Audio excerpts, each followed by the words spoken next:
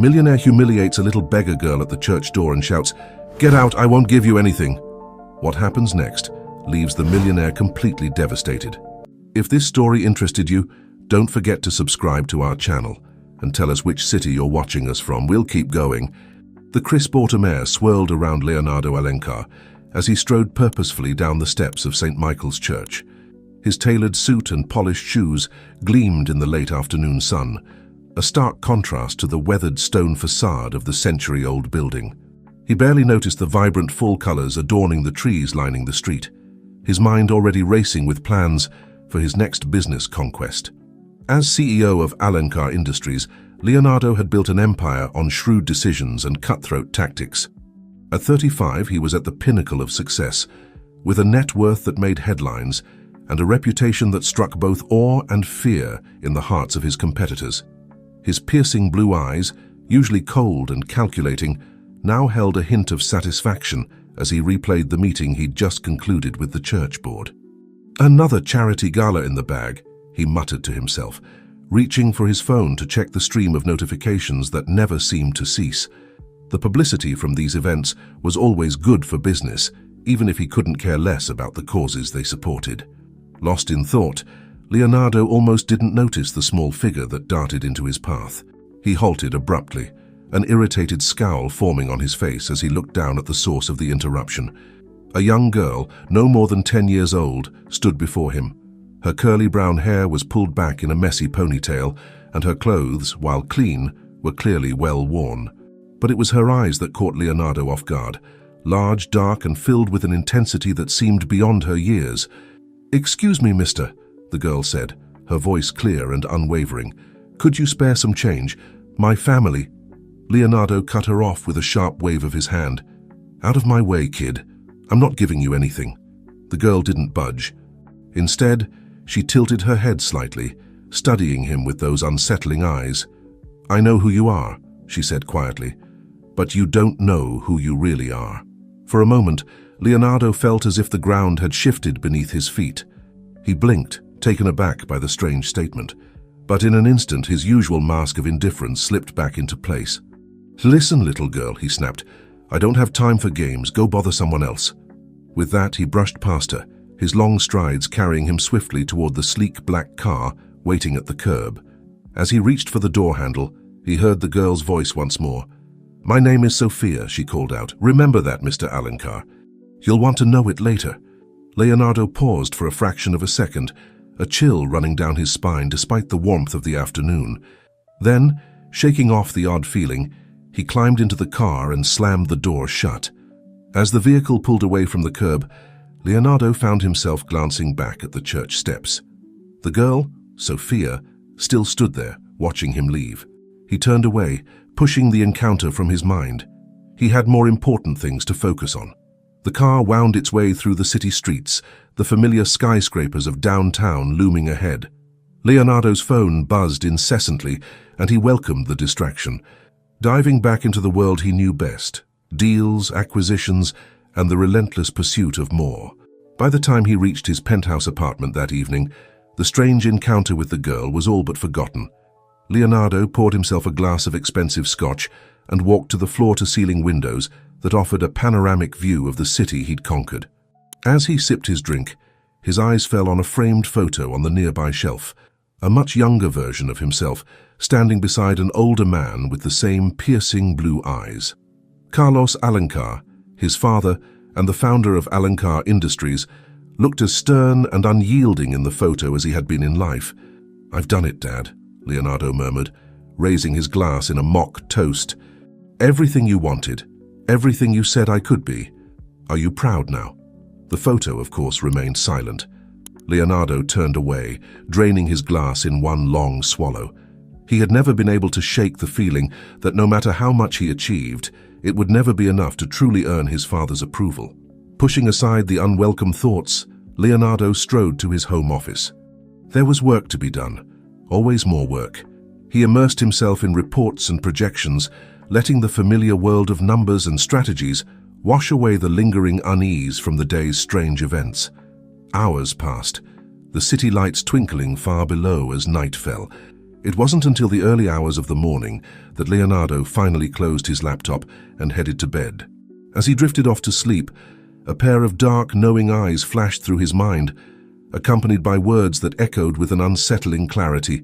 "I know who you are, but you don't know who you really are." Leonardo's dreams that night were troubled, filled with shadowy figures and half-remembered voices.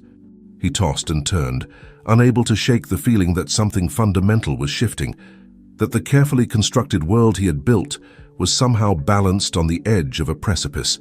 When he awoke the next morning, Leonardo dismissed the lingering unease as nothing more than the result of too much work and not enough sleep.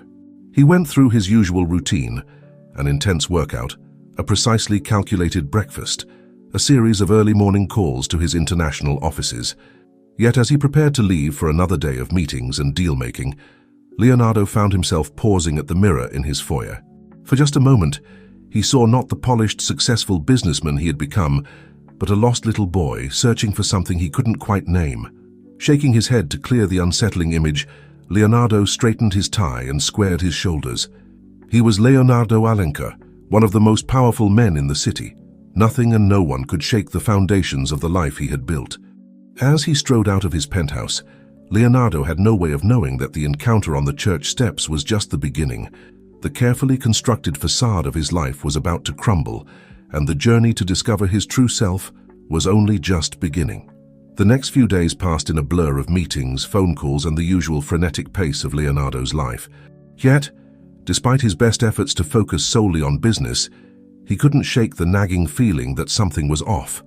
The girl's words on the church steps kept resurfacing in his mind at the most inopportune moments, disrupting his usually razor-sharp concentration. It was during a crucial board meeting that things took an unexpected turn. Leonardo was in the middle of presenting his latest acquisition plan when his personal assistant, Marcos, quietly entered the room and placed a plain white envelope on the table in front of him. "I'm sorry to interrupt, Mr. Alencar," Marcos said softly, "but this was just delivered by courier. It's marked urgent and personal." Leonardo frowned, annoyed at the disruption. He was about to set the envelope aside when something made him pause.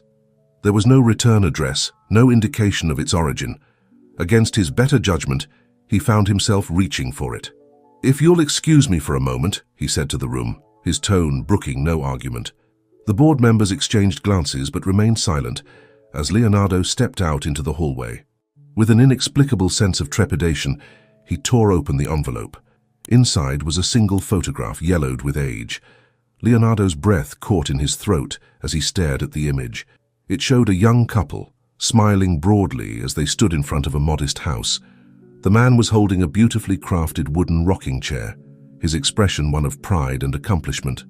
But it was the woman who captured Leonardo's attention. She was pregnant, her hand resting protectively on her swollen belly, and her face, it was like looking in a mirror. The same high cheekbones, the same shaped eyes. Eyes that were a warm, rich brown, not the icy blue that Leonardo saw every day in his own reflection. On the back of the photo, written in faded ink, were the words, "Clara and João with João's prize-winning chair. Baby due any day now." Leonardo's hands shook as he turned the photo over again, studying every detail. Who were these people? And why did the woman look so much like him?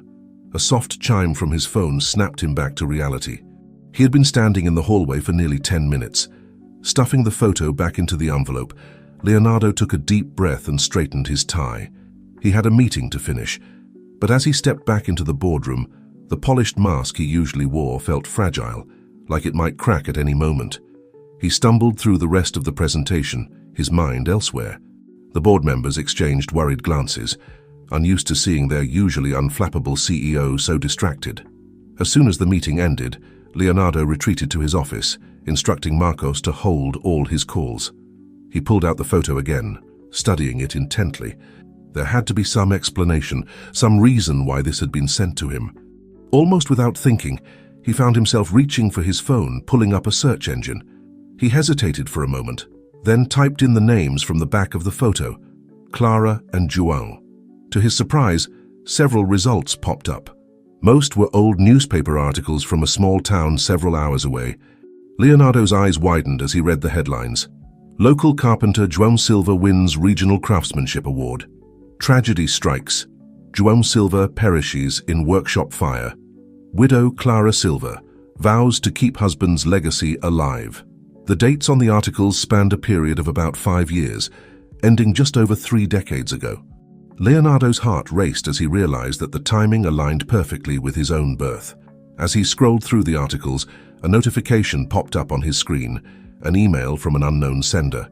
With a sense of foreboding, Leonardo opened it. The message was brief. The truth will set you free, but first it will shatter everything you thought you knew. Are you ready to learn who you really are, Leonardo Alencar? Or should I say Leonardo Silva? Leonardo stared at the screen, his mind reeling. Silva, the same surname as the couple in the photo. It couldn't be a coincidence. Just then, there was a soft knock at his office door. Marcos entered, looking apologetic. "I'm sorry to disturb you, Mr. Alencar, but there's someone here to see you.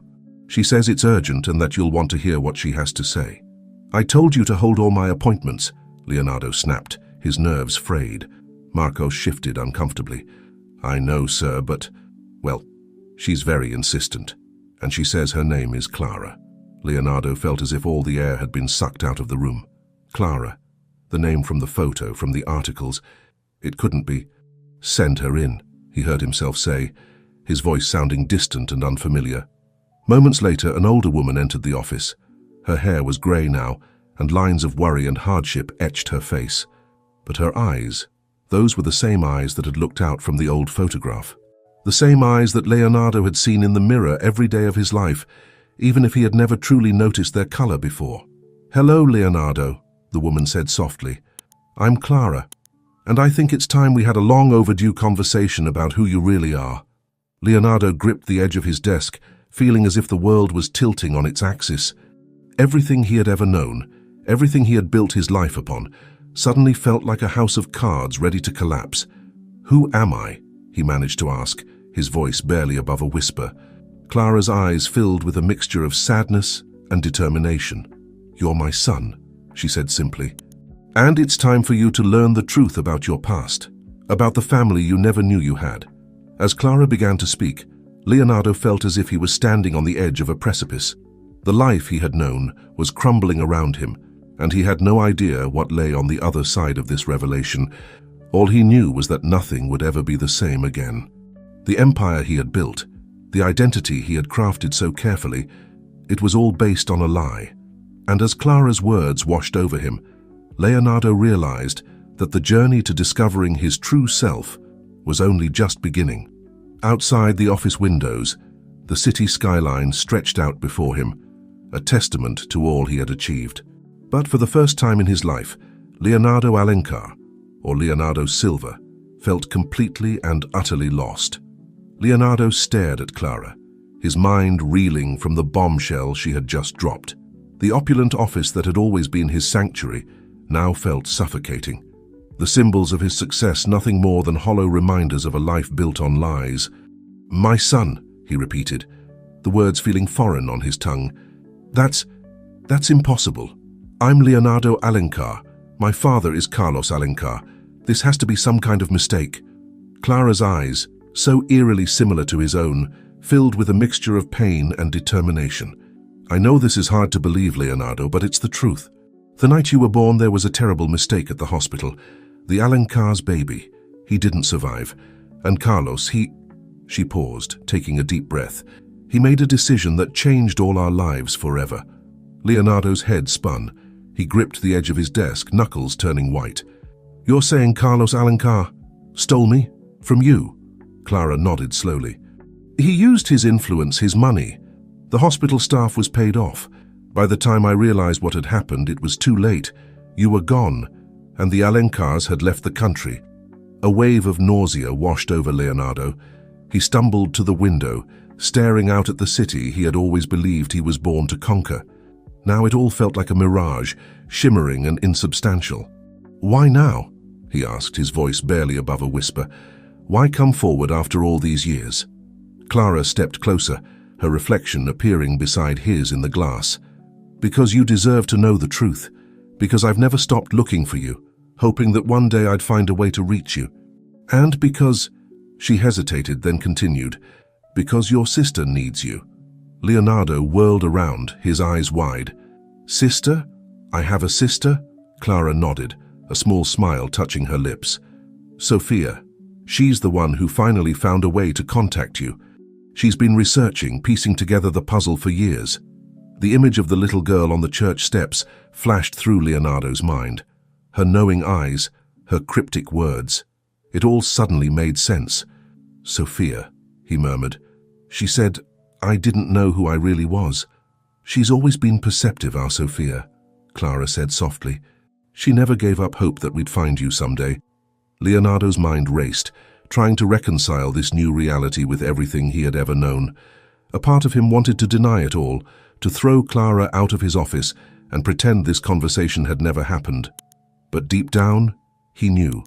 The resemblance was undeniable, and it explained so much. The nagging feeling of not quite belonging that had haunted him his entire life. The constant need to prove himself worthy of the Alencar name.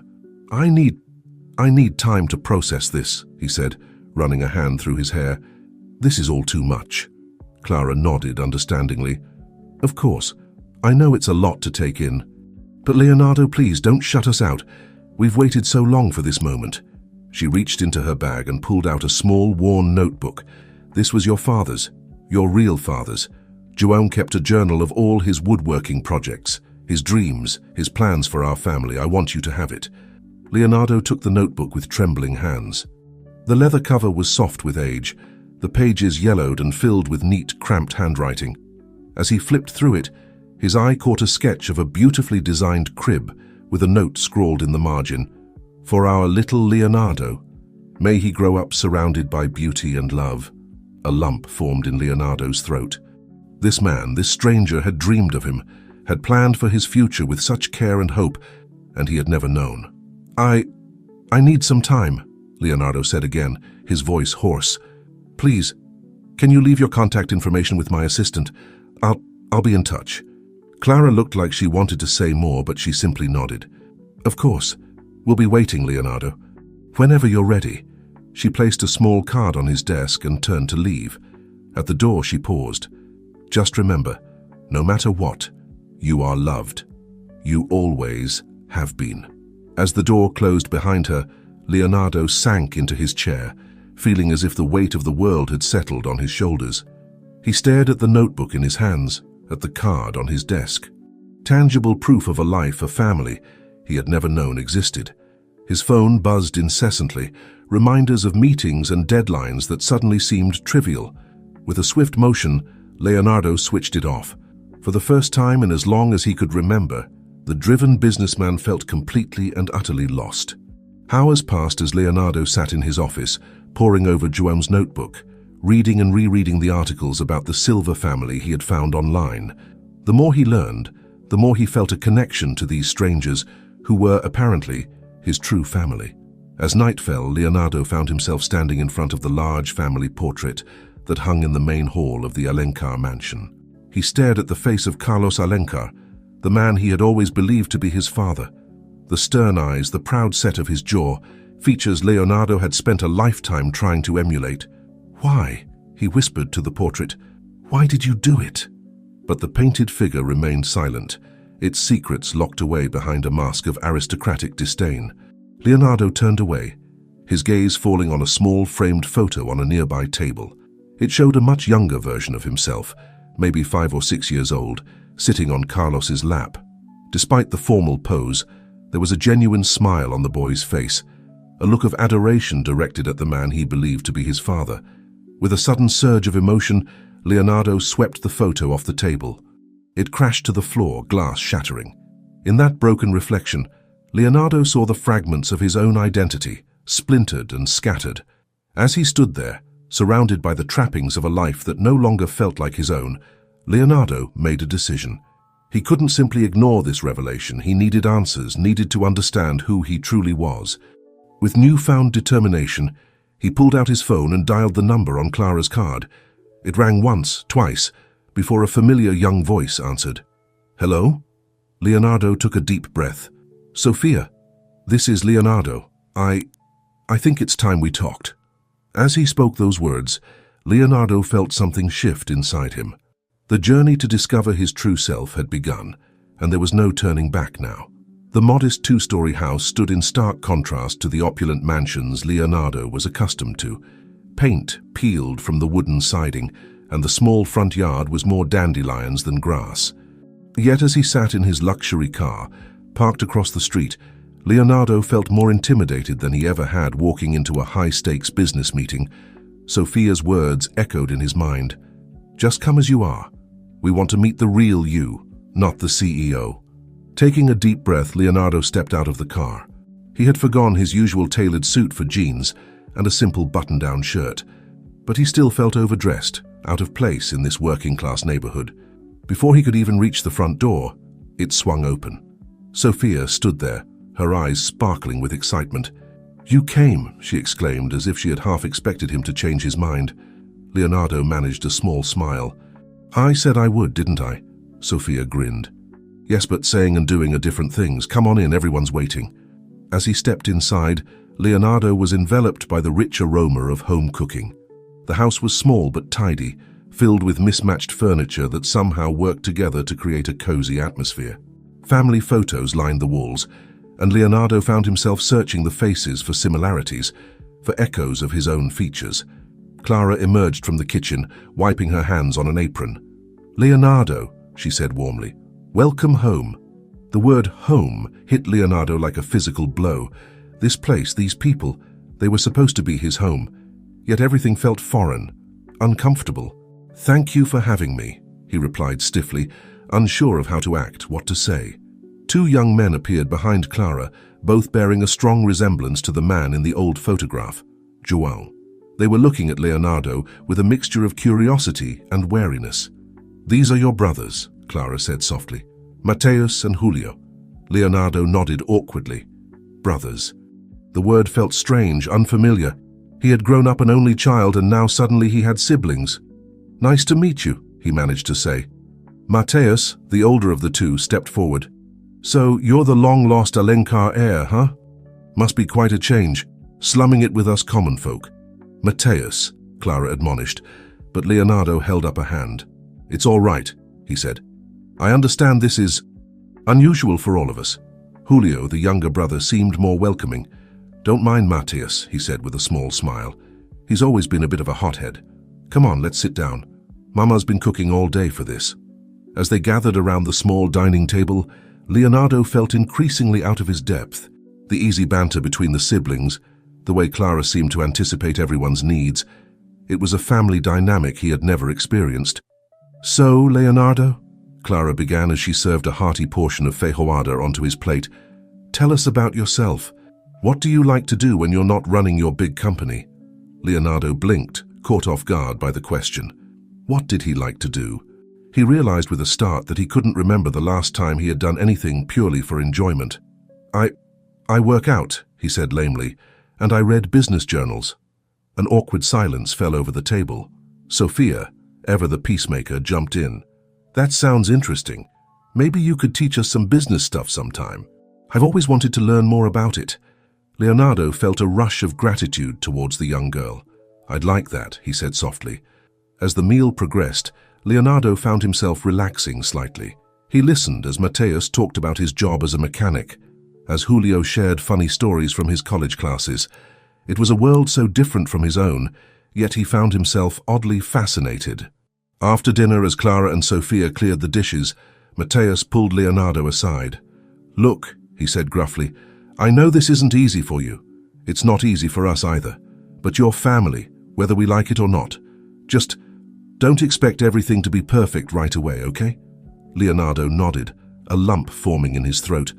"I appreciate that," he said quietly. As the evening drew to a close, Clara pressed a small photo album into Leonardo's hands. "I want you to have this," she said. "It's got pictures of João, of all of us. Your history, Leonardo. Take it. Look through it when you're ready." Leonardo clutched the album, feeling the weight of years, of memories he had never known. "Thank you," he managed to say. As he prepared to leave, Sophia hugged him impulsively. "Come back soon, okay? We have a lot of catching up to do." Leonardo found himself smiling genuinely for the first time that evening. "I will," he promised. Driving back to his penthouse, Leonardo's mind was a whirlwind of emotions. The Alencar mansion, with its cold grandeur, had never felt less like home. Yet the warmth of the Silva household, while appealing, also felt overwhelming, almost suffocating in its unfamiliarity. He was caught between two worlds, belonging fully to neither. As he walked into his empty penthouse, Leonardo realized that the journey to find himself, to reconcile these two vastly different parts of his life, was going to be far more challenging than he had imagined. Sitting on his leather couch, Leonardo opened the photo album Clara had given him. As he flipped through the pages, seeing snapshots of birthdays, Christmases, family vacations, all the moments he should have been part of, he felt an ache in his chest that no amount of wealth or success had ever been able to fill. On the last page was a photo of João working in his woodshop. The man's eyes, so like Leonardo's own, seemed to stare out from the image, full of warmth and creativity.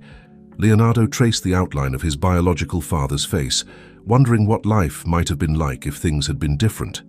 As the first light of dawn began to creep through the windows, Leonardo made a decision. He couldn't simply go back to his old life, pretending this revelation hadn't shaken him to his core. But he also couldn't abandon everything he had worked for, everything he had built. He would find a way to bridge these two worlds, to discover who Leonardo Silva Alencar truly was. It wouldn't be easy, but for the first time in his life, Leonardo felt he was on the path to something real, something meaningful.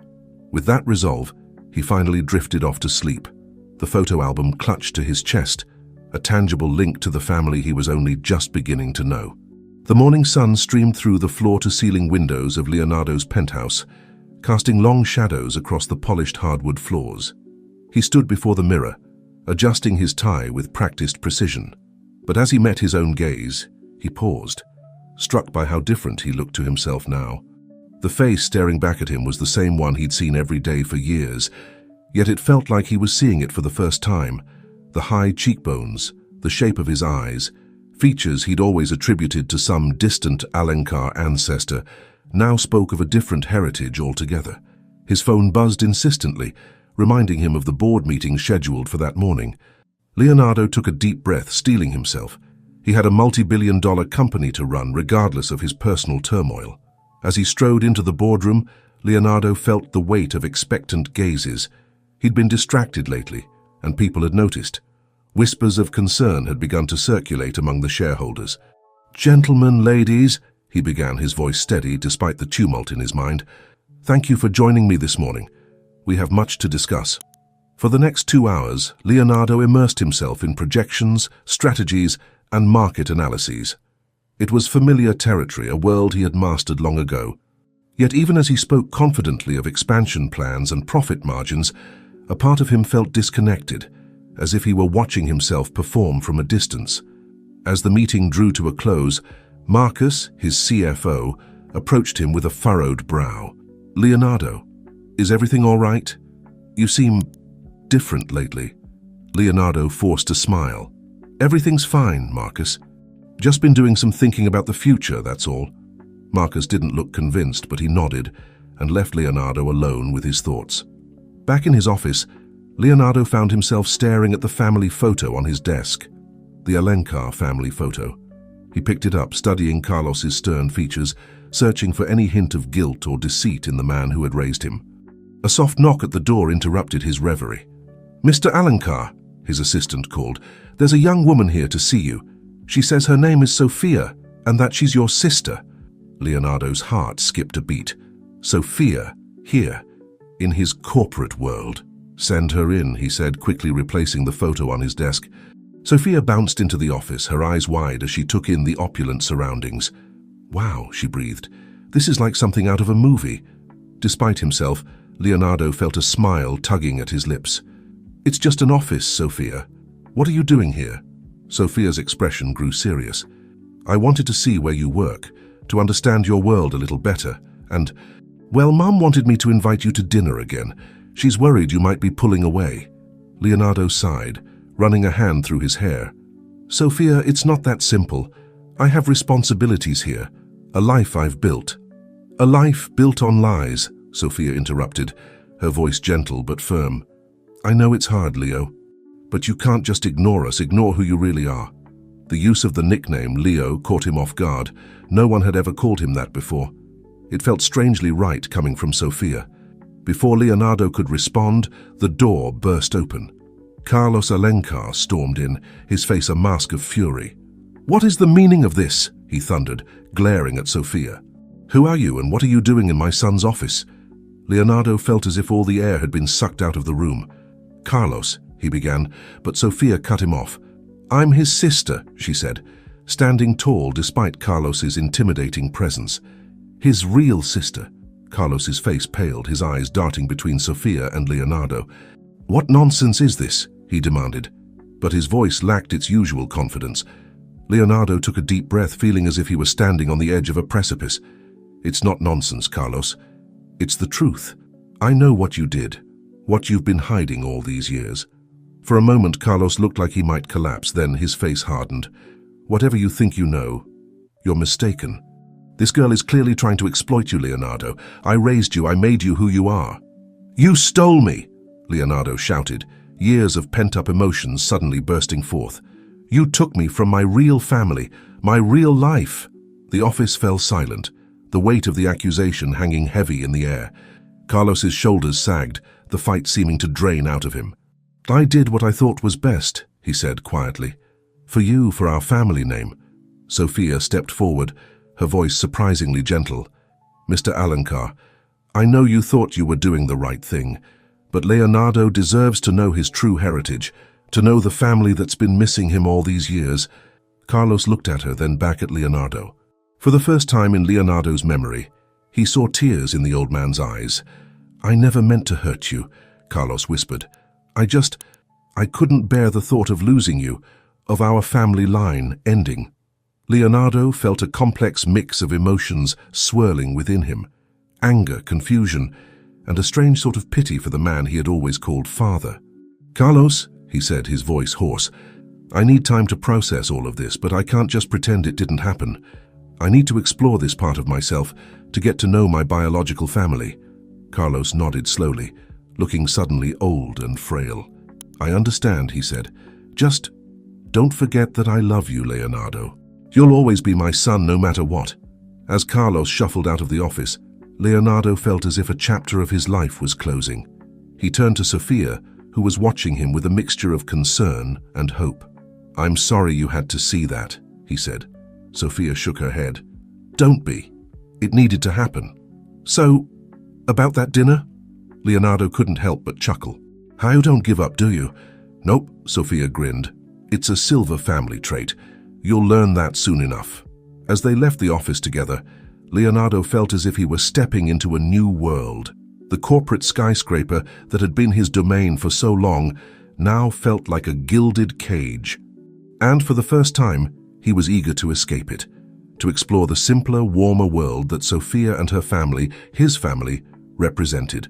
The journey ahead would be challenging, fraught with difficult conversations and painful revelations. But as he looked at Sofia's beaming face, Leonardo felt a glimmer of hope. Perhaps in finding his true family, he would finally find himself as well. The old workshop stood at the edge of town, a weathered wooden structure that seemed to sag under the weight of memories.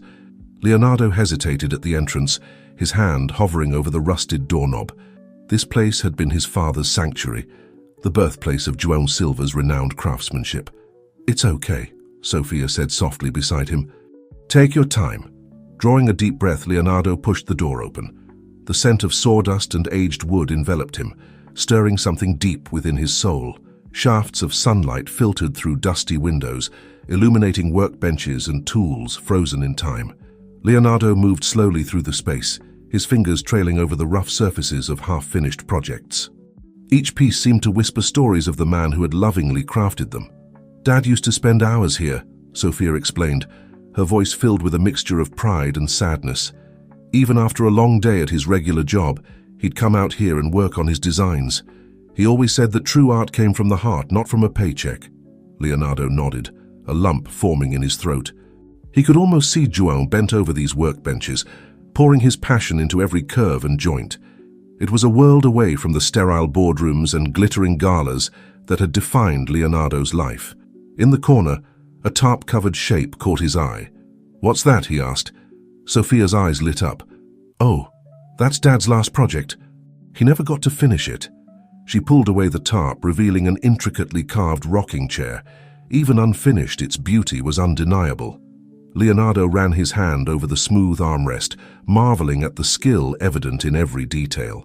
"It's incredible," he murmured. "Mom always said you inherited Dad's eye for detail," Sophia said with a smile. "Want to try finishing it?" Leonardo blinked in surprise. "Me? But I don't know how." Sophia shrugged. "Dad always said the wood knows what it wants to be. You just have to listen to it. Besides, I think it would mean a lot to Mom if you finished what Dad started." Hesitantly, Leonardo picked up a nearby chisel. It felt foreign in his hand, so different from the sleek pens he was accustomed to wielding in million-dollar deals. Yet as he tentatively began to work, guided by Sophia's encouragement and the notes left in Joan's journal, something awakened within him. Hours slipped by unnoticed as Leonardo lost himself in the work. His suit jacket lay discarded, his crisp white shirt speckled with sawdust. For the first time in years, the constant buzz of emails and phone calls faded into the background, replaced by the rhythmic scrape of tools against wood. As the sun began to set, casting long shadows across the workshop, Leonardo stepped back to survey his progress. The chair was far from perfect. There were rough edges and slightly misaligned joints that betrayed his inexperience. Yet looking at it, Leonardo felt a sense of accomplishment that no business deal had ever given him. "Leo," Sophia said softly, using the nickname that was beginning to feel natural. "It's beautiful." Leonardo smiled, a genuine, unguarded expression that transformed his usually serious face. "It's not finished yet," he said, "but I think I'd like to keep working on it." Sophia beamed. Dad would be so proud. As they cleaned up the workshop, Leonardo's phone buzzed insistently. Messages from his assistant, reminders of meetings and deadlines, all clamored for his attention. But for once, Leonardo found he didn't care. "Sophia," he said as they locked up the workshop, "do you think Mom would mind if I came by more often? To work on the chair, I mean." Sophia's eyes sparkled with joy. "Are you kidding? She'd love it. And you know, there's a lot more of Dad's unfinished projects in there, enough to keep you busy for a long time." As they drove back to the silver home, Leonardo felt a sense of peace he hadn't experienced in years. The complex world of corporate politics and high finance suddenly seemed less important, less real, than the simple act of creating something with his own hands. Dinner at the Silver household that night was a lively affair. Leonardo, still dusted with sawdust, regaled the family with tales of his first foray into woodworking. Mateus and Julio, initially skeptical of their long-lost brother, found themselves warming to him as they saw this new, more vulnerable side. Clara watched it all with tears in her eyes. "You look so much like your father right now," she said softly to Leonardo. He had that same look of joy when he was creating. As the evening wound down, Leonardo found himself reluctant to leave. The warmth of the Silver home, so different from the cold elegance of his penthouse, called to something deep within him. "You know," Clara said as she walked him to his car, "João always said that a person's true character is revealed in the things they create with their hands. I think he would be very proud of the man you're becoming, Leonardo." Leonardo felt a tightness in his chest, a mixture of grief for the father he never knew and gratitude for the family he was just beginning to understand. "Thank you," he said, his voice thick with emotion, "for everything." As he drove home that night, Leonardo's mind was awash with new possibilities. The rocking chair in the workshop had awakened something in him, a connection to João and to a part of himself he had never known existed. For the first time, Leonardo began to see a future that wasn't defined solely by boardrooms and balance sheets. It was a future where family dinners and sawdust-filled weekends held as much importance as business meetings and corporate acquisitions. He knew the road ahead wouldn't be easy. There were still unresolved issues with Carlos, a company to run, and a lifetime of habits to overcome. But as he fell asleep that night, the scent of wood shavings still clinging to his skin, Leonardo felt a sense of hope and purpose that had been missing from his life for far too long. In his dreams, he saw João Silva working side by side with him in the old workshop, guiding his hands as they brought beauty out of raw wood. And for the first time in years, Leonardo slept with a smile on his face, eager to see what the next day would bring. The Alencar Industries boardroom hummed with tension. Leonardo sat at the head of the long, polished table, acutely aware of the concerned glances being exchanged by his executives. He had just finished presenting the company's quarterly report, and the numbers were not as impressive as they had been in previous years. Marcus, the CFO, cleared his throat. Leonardo, while we're still profitable, these figures show a clear downturn compared to our projections. The shareholders are getting nervous. They're starting to question your focus. Leonardo bristled at the implication. My focus is exactly where it needs to be, Marcus. We're navigating a challenging market. With all due respect, Victoria, the head of marketing, chimed in. It's not just the market. There are rumors circulating about your personal life, about some sort of family drama. It's affecting investor confidence. Leonardo's jaw clenched. He had known this moment was coming, but he had hoped to have more time to figure out how to balance his two worlds. My personal life is not up for discussion in this boardroom, he said firmly. But even as the words left his mouth, he felt a pang of guilt. The truth was, his newfound connection with the Silva family had been occupying more and more of his time and thoughts. The weekends he used to spend poring over contracts were now filled with woodworking sessions in João's old workshop. Dinners with potential clients had been replaced by warm family meals at Clara's house. As the meeting adjourned, Leonardo retreated to his office, his mind a whirlwind of conflicting emotions. He stared out at the city skyline, the empire he had helped build stretching out before him, but for the first time he found himself questioning whether this was truly what he wanted. A soft knock at the door interrupted his thoughts.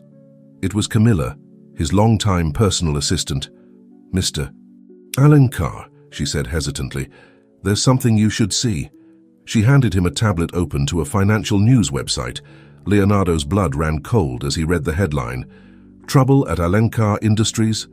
CEO's mysterious family drama raises questions about leadership. The article went on to detail rumors about Leonardo's true parentage, speculating wildly about the impact on the company's future.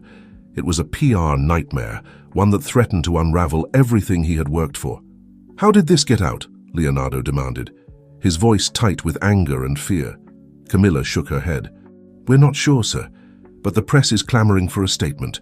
What do you want me to tell them? Leonardo closed his eyes, taking a deep breath.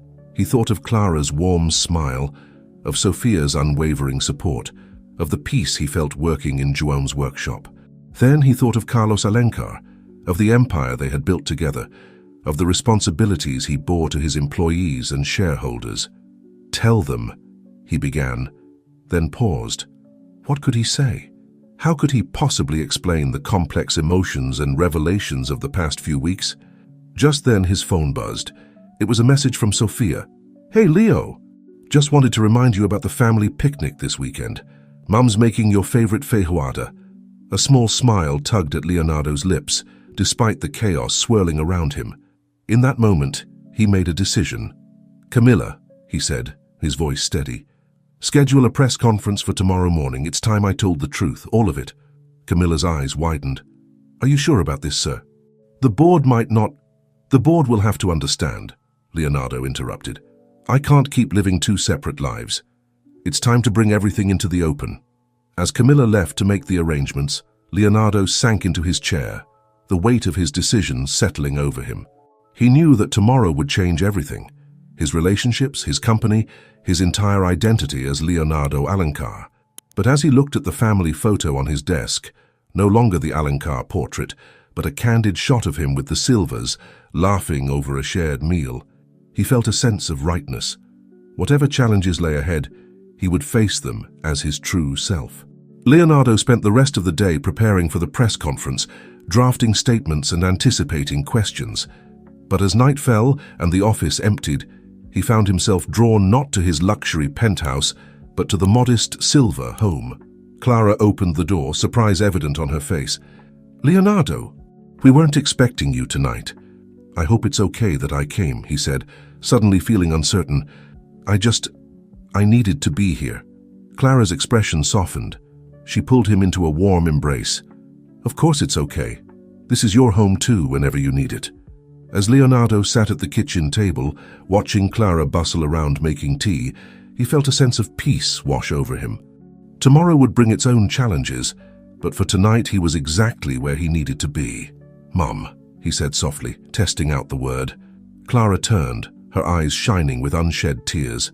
"I think I'm ready to tell the world about us, about who I really am." Clara reached out, squeezing his hand.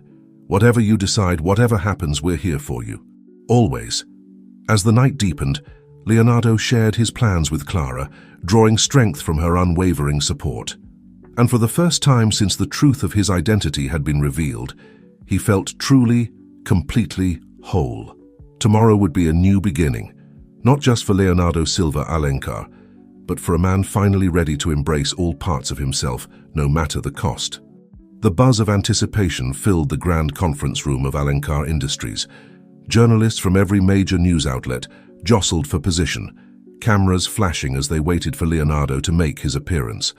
The air was thick with speculation. What could be so important that the notoriously private CEO had called this unprecedented press conference? Behind the scenes, Leonardo stood quietly, taking deep breaths to calm his racing heart. He had spent the morning with the Silva family, drawing strength from their support. Now, dressed in a perfectly tailored suit that somehow felt foreign after weeks of casual family dinners and sawdust-covered workshop sessions, he prepared to change the course of his life forever.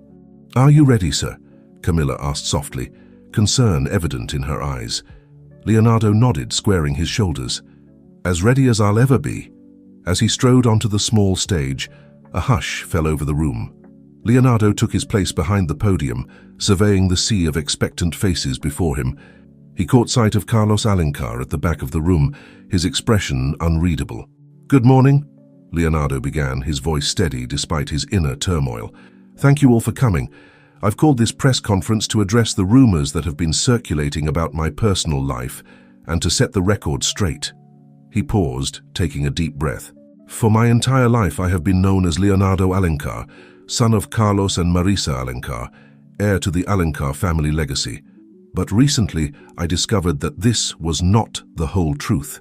A murmur rippled through the crowd. Leonardo pressed on, his voice gaining strength. 35 years ago, a mistake was made at the hospital where I was born. Through a series of events that I am still coming to terms with, I was given to the Alencar family, while my biological parents were told that their child had not survived. Gasps and exclamations filled the room. Cameras flashed furiously as reporters scrambled to capture every word. I recently discovered my true heritage. My biological parents are Clara and João Silva. I have siblings, Mateus, Julio, and Sofia, who I am only now getting to know. This revelation has shaken the very foundations of my identity and has forced me to reevaluate everything I thought I knew about myself. Leonardo's gaze swept the room, noting the mix of shock, sympathy, and calculation on the faces before him. "I stand before you today not just as Leonardo Alencar, CEO of Alencar Industries, but as Leonardo Silva Alencar, a man coming to terms with a complex identity and heritage." He took another deep breath, bracing himself for the most difficult part. "I want to address the concerns that have been raised about my leadership of this company. Yes, I have been distracted in recent weeks. Yes, my priorities have shifted. But I believe that this journey of self-discovery has not weakened me as a leader. It has strengthened me." Leonardo's voice grew passionate, his eyes alight with a fire that had been missing for years. "In getting to know my biological family, I have rediscovered parts of myself that I had long neglected. I've learned the value of craftsmanship, of creating something with my own hands.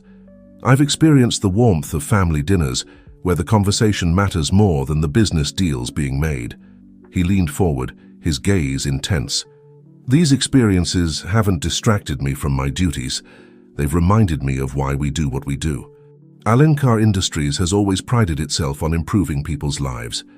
Now I have a renewed understanding of what that really means." Leonardo straightened, his voice ringing with conviction. "I stand before you today as a man with a foot in two worlds, the world of high finance and corporate strategy, and the world of family, craftsmanship, and simple joys. I believe that this unique perspective will allow me to lead Alencar Industries into a new era, one where profit and human values are not at odds, but work in harmony." The room was silent, everyone hanging on his every word. "To our shareholders, I say this. I am more committed than ever to the success of this company. But that success will no longer be measured solely in profit margins and stock prices. We will become a company that values its employees as family, that sees our customers as neighbors, and that measures our worth by the positive impact we have on the world. Leonardo's gaze found Carlos at the back of the room. The older man's eyes were glistening with unshed tears. To the Alencar family, I say thank you. You raised me, you shaped me, and regardless of blood, you will always be a part of who I am. He turned back to the crowd, his voice softening. And to the Silva family, my family, I say this. I am honored to be your son, your brother. I look forward to continuing to learn from you, to grow with you, and to discover who Leonardo Silva Alencar truly is. As Leonardo opened the floor for questions, the room erupted into a frenzy of shouted inquiries and flashing cameras. He fielded each question with a newfound poise, neither hiding from the difficult topics nor shying away from his emotions. Hours later, as the last of the reporters filed out, Leonardo slumped into a chair, emotionally drained but feeling lighter than he had in years. Camilla approached, her expression a mix of awe and concern. "Sir, the board is requesting an emergency meeting, and the stock price, it's fluctuating wildly." Leonardo nodded, unsurprised. He had known there would be fallout. "Schedule the meeting for tomorrow, Camilla. For now I need to be with my family, both of them." As he left the Alencar Industries building, Leonardo was accosted by a final wave of reporters. But among the crowd, he spotted familiar faces. Clara, Sofia, Mateus and Julio, all beaming with pride. And beside them, looking uncertain but present, stood Carlos and Marisa Alencar. Leonardo felt a surge of emotion. This was his family, complex, imperfect, but real. As he joined them, fielding hugs and words of encouragement, he knew that whatever challenges lay ahead, he would face them with the strength of both his worlds behind him.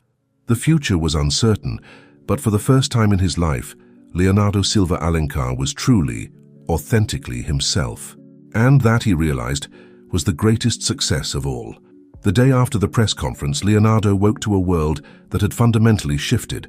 His phone was inundated with messages, some supportive, others demanding explanations, and still others from opportunists seeking to capitalize on the scandal. The news channels were abuzz with analysis and speculation about the future of Alencar Industries. As he prepared for the emergency board meeting, Leonardo felt a mix of trepidation and resolve. He knew that today would be a defining moment for his leadership and the future of the company. The boardroom was tense when he entered. The members, usually composed and deferential, now regarded him with a mixture of concern, skepticism, and in some cases, barely concealed hostility. Marcus, the CFO, was the first to speak. "Leonardo, while we appreciate your honesty, you must understand the position you've put us in. Our stock price has plummeted, investors are panicking. We need to know your plan to stabilize the situation." Leonardo nodded, understanding their concerns. "I know this revelation has caused uncertainty," he began, his voice steady. "But I believe it also presents an opportunity for Alencar Industries to evolve into something greater." He laid out his vision, a company that balanced profit with social responsibility, that valued its employees as family, and that measured success not just in financial terms, but in positive impact on communities. "We've always prided ourselves on innovation," Leonardo continued. "Now it's time to innovate not just our products, but our entire corporate culture." The board members exchanged glances, some intrigued, others skeptical. Victoria, the head of marketing, leaned forward. "This could actually work in our favor," she mused. "A story of personal growth and social responsibility. If we play this right, we could attract a whole new demographic of socially conscious consumers and investors." Discussions went on for hours, debating strategies, risks, and potential outcomes. By the end, while not everyone was fully convinced, there was a cautious agreement to give Leonardo's new vision a chance. As Leonardo left the boardroom, exhausted but relieved, he found Carlos Alencar waiting for him. "That was quite a performance yesterday," Carlos said, his voice gruff. "You've thrown everything into chaos, you know." Leonardo met his adoptive father's gaze. "I had to tell the truth, Carlos. For the company, for the Silvas, for myself." Carlos was quiet for a moment, then sighed heavily. "I suppose I always knew this day might come. I'm sorry, Leonardo, for everything. The admission, so unexpected, left Leonardo momentarily speechless. Carlos had never been one to apologize or show vulnerability. "I thought I was doing what was best for you, for us," Carlos continued, "but I see now. Perhaps I was wrong." Leonardo felt a complex mix of emotions, anger, sadness, but also a strange sense of relief. "We can't change the past," he said softly, "but maybe we can build a better future. Together." Carlos nodded, a hint of his old determination returning to his eyes. "Well then, let's see what this new Alencar Industries of yours can do." As Leonardo left the office that evening, he felt as if a weight had been lifted. The road ahead would be challenging, but for the first time, he felt he was on the right path. Driving through the city, Leonardo found himself turning not towards his luxury penthouse, but towards the modest Silva neighborhood. He needed the warmth and groundedness of his biological family now more than ever. The Silva home was abuzz with activity when he arrived. Clara was in the kitchen, the aroma of her cooking filling the air. Sofia was excitedly showing Mateus and Julio something on her tablet. News coverage of Leonardo's press conference, he realized. "Leo!" Sofia exclaimed when she saw him, rushing over for a hug. "You were amazing yesterday. Everyone's talking about it." Clara emerged from the kitchen, wiping her hands on her apron. Her eyes were filled with a mixture of pride and concern. "How are you holding up, meu filho?" she asked gently. Leonardo felt a lump form in his throat at the endearment. "It's been intense," he admitted, "but I think it was the right thing to do." As they settled around the dinner table, Leonardo found himself recounting the day's events, the board meeting, the conversation with Carlos, the challenges that lay ahead. The Silvas listened attentively, offering support and occasional bits of advice. "You know," Mateus said thoughtfully, "all this talk about socially responsible business, it reminds me of Dad's approach to his carpentry. He always said that true craftsmanship was about more than just making money. It was about creating something of value, something that would improve people's lives." Leonardo nodded, a spark of inspiration igniting in his mind. "That's it exactly. Maybe there's a way to bring that spirit of craftsmanship into Alencar Industries." As the conversation flowed, ideas began to take shape. Leonardo found himself energized, scribbling notes on a napkin as his newfound family contributed thoughts and suggestions. By the time the evening wound down, Leonardo had the beginnings of a plan, a way to merge his corporate expertise with the values he'd discovered through the Silvas. It wouldn't be easy, but he felt more confident than ever that it was possible. As he prepared to leave, Clara pulled him aside. "Leonardo," she said softly, "I want you to know how proud we all are of you. Not just for your success, but for your courage in facing the truth and trying to do what's right." Leonardo felt tears prick at his eyes. "Thank you," he whispered, "for everything." Driving back to his penthouse, Leonardo felt a sense of purpose he hadn't experienced in years. Tomorrow would bring new challenges, but he was ready to face them.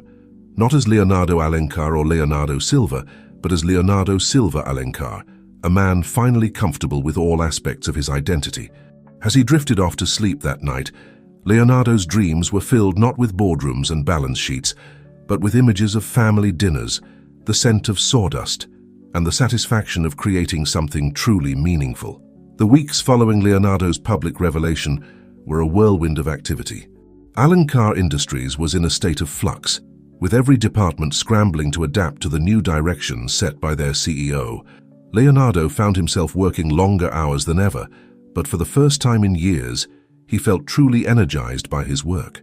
The conference room was packed for the company-wide meeting Leonardo had called. Employees from every level of the organization were present, curiosity and uncertainty evident on their faces. "Thank you all for coming," Leonardo began, his voice carrying a warmth that many of his longtime employees had never heard before. "I know the past few weeks have been turbulent, and I appreciate your patience and dedication during this time of transition." He outlined his vision for the new Alencar Industries, a company that would balance profit with purpose, that would strive to make a positive impact on the world while still delivering value to shareholders. "Our first initiative," Leonardo announced, "is the creation of the Alencar Silva Craftsmanship Program.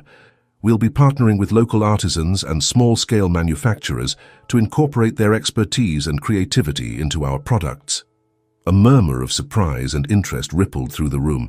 This was a dramatic departure from the company's previous focus on mass production and outsourcing. Additionally, Leonardo continued, we'll be implementing a profit-sharing program for all employees, not just executives. Your hard work and dedication deserve to be rewarded. The announcement was met with enthusiastic applause, though Leonardo noticed some of the higher-level executives exchanging concerned glances. As the meeting progressed, Leonardo could feel the energy in the room shifting. Many employees seemed excited about the new direction, while others appeared skeptical or worried. After the meeting, Leonardo was approached by Sarah, a longtime factory worker. Mr. Silver Alankar, she began hesitantly. I just wanted to say, I think what you're doing is really great. My father was a woodworker, and the idea that his skills might be valued in a company like this, well, it means a lot. Leonardo felt a warmth spread through his chest. Thank you, Sarah. It's feedback like this that reassures me we're on the right track. Not everyone was as supportive, however. Later that day, Leonardo found himself in a heated discussion with Ronald, the head of production. This is madness, Leonardo, Ronald insisted. Partnering with local artisans? Profit sharing? You'll drive us into the ground. We need to focus on efficiency and cost-cutting, not handicrafts. Leonardo remained calm, recalling the patience João had shown in his workshop. Ronald, I understand your concerns, but I believe this approach will actually increase our value in the long run. We'll be creating unique, high-quality products that people will be willing to pay a premium for, and happy, invested employees are more productive and innovative. Ronald didn't look convinced, but he grudgingly agreed to give the new approach a try. As the days passed, Leonardo split his time between the corporate office and João's old workshop. He began inviting small groups of employees to join him there, teaching them the basics of woodworking and discussing how these skills could be integrated into their work. One evening, as Leonardo was locking up the workshop, he was surprised to see Carlos Alankar approaching. I heard about your little woodworking sessions, Carlos said, his tone unreadable. Quite a departure from your MBA training, isn't it? Leonardo tensed, preparing for an argument, but to his surprise, Carlos's expression softened. You know, the older man continued, watching you these past few weeks, it reminds me of why I fell in love with business in the first place. The creativity, the drive to build something meaningful. Leonardo blinked, caught off guard by this unexpected vulnerability from his adoptive father. Carlos cleared his throat, looking slightly uncomfortable. I was wondering, perhaps you might have room for one more student in your workshop. A slow smile spread across Leonardo's face. I think we can arrange that, he said softly. As they walked together towards their cars, Leonardo felt a sense of hope. The road ahead would be challenging, but he was beginning to see that it was possible to bridge his two worlds, to honor both his silver heritage and his Alankar upbringing. Later that night, as Leonardo shared the day's events with Clara and Sophia over a family dinner, he felt a deep sense of contentment. The corporate world was starting to understand the value of craftsmanship, and his adoptive father was taking steps to understand this new part of Leonardo's life. You know, Sophia said thoughtfully, twirling pasta on her fork, it's like you're not just running a company anymore. You're building a community. Leonardo pondered her words, realizing the truth in them. He was no longer simply chasing profits or market share. He was creating something larger, a vision of business that could bring people together, that could honor tradition while embracing innovation. As he lay in bed that night, Leonardo's mind was filled not with worry about stock prices or production quotas, but with ideas for new projects, new ways to integrate the skills of local artisans into Alenkar's products. He drifted off to sleep with a smile on his face, eager to see what the next day would bring. For the first time in his life, Leonardo Silva Alankar was not just surviving in his two worlds, he was thriving, and in doing so, he was creating something entirely new. 6 months had passed since Leonardo's public revelation and the subsequent shift in Alankar Industries' direction. The company was buzzing with a new energy, but it wasn't without its challenges. Leonardo found himself constantly juggling the demands of the corporate world with his newfound commitment to family and craftsmanship. On a crisp autumn morning, Leonardo stood proudly in the company's main showroom, surrounded by the first line of products born from the Alankar Silver craftsmanship program. Elegant furniture pieces, each bearing the unmistakable touch of skilled artisans, were displayed alongside the company's more traditional offerings. Victoria, the head of marketing, approached with a tablet in hand, her eyes bright with excitement. "Leonardo, you need to see this," she said, handing him the device. "Our first quarter sales figures for the new line are in." Leonardo scanned the report, a smile spreading across his face. The artisanal products were outperforming initial projections by a significant margin. More importantly, customer feedback was overwhelmingly positive, with many praising the company's new direction. "This is fantastic," Leonardo said, feeling a surge of vindication. "Let's call a meeting to discuss how we can expand the program." As he turned to leave, he nearly collided with Ronald, the head of production, who had been skeptical of the new approach. Ronald's face was a mix of surprise and grudging respect. "I have to admit," Ronald said, gesturing to the displayed items, "I didn't think this would work, but these pieces, they're something special. And the production team is more engaged than I've seen in years." Leonardo clapped him on the shoulder. "Thank you, Ronald. Your team's adaptability has been crucial to making this work. I hope you'll continue to bring your expertise to help us refine the process." As Leonardo made his way to his office, he was stopped by numerous employees, all eager to share their thoughts and ideas for the company's new direction. The atmosphere was electric, a far cry from the staid, formal environment that had prevailed just months ago. However, the day wasn't without its challenges. As Leonardo settled into his chair, Camilla entered with a concerned look. "Sir, the shareholders' meeting is in an hour, and I've just received word that a group of major investors is planning to voice some concerns." Leonardo nodded, his excitement tempered by the reminder of the ongoing challenges. "Thank you, Camilla. I'll be prepared." The shareholders' meeting was tense from the start. While many were pleased with the positive press and customer response to the new initiative, others were worried about the long-term financial implications. "Mr. Silva Alankar," one shareholder began, his tone sharp, "while these artisanal products are generating buzz, they're also significantly more expensive to produce. How do you plan to maintain profitability in the long run?" Leonardo took a deep breath, channeling the patience he had learned in João's workshop. "I understand your concern," he began. "Yes, these products are more costly to produce, but they also command a higher price point and foster customer loyalty. Moreover, our employee satisfaction rates have skyrocketed, leading to increased productivity across all divisions." He went on to outline plans for scaling the program efficiently, leveraging technology to support, but not replace, artisanal techniques, and the positive impact on the company's brand value. By the end of the meeting, while not everyone was fully convinced, Leonardo had managed to assuage the most pressing concerns.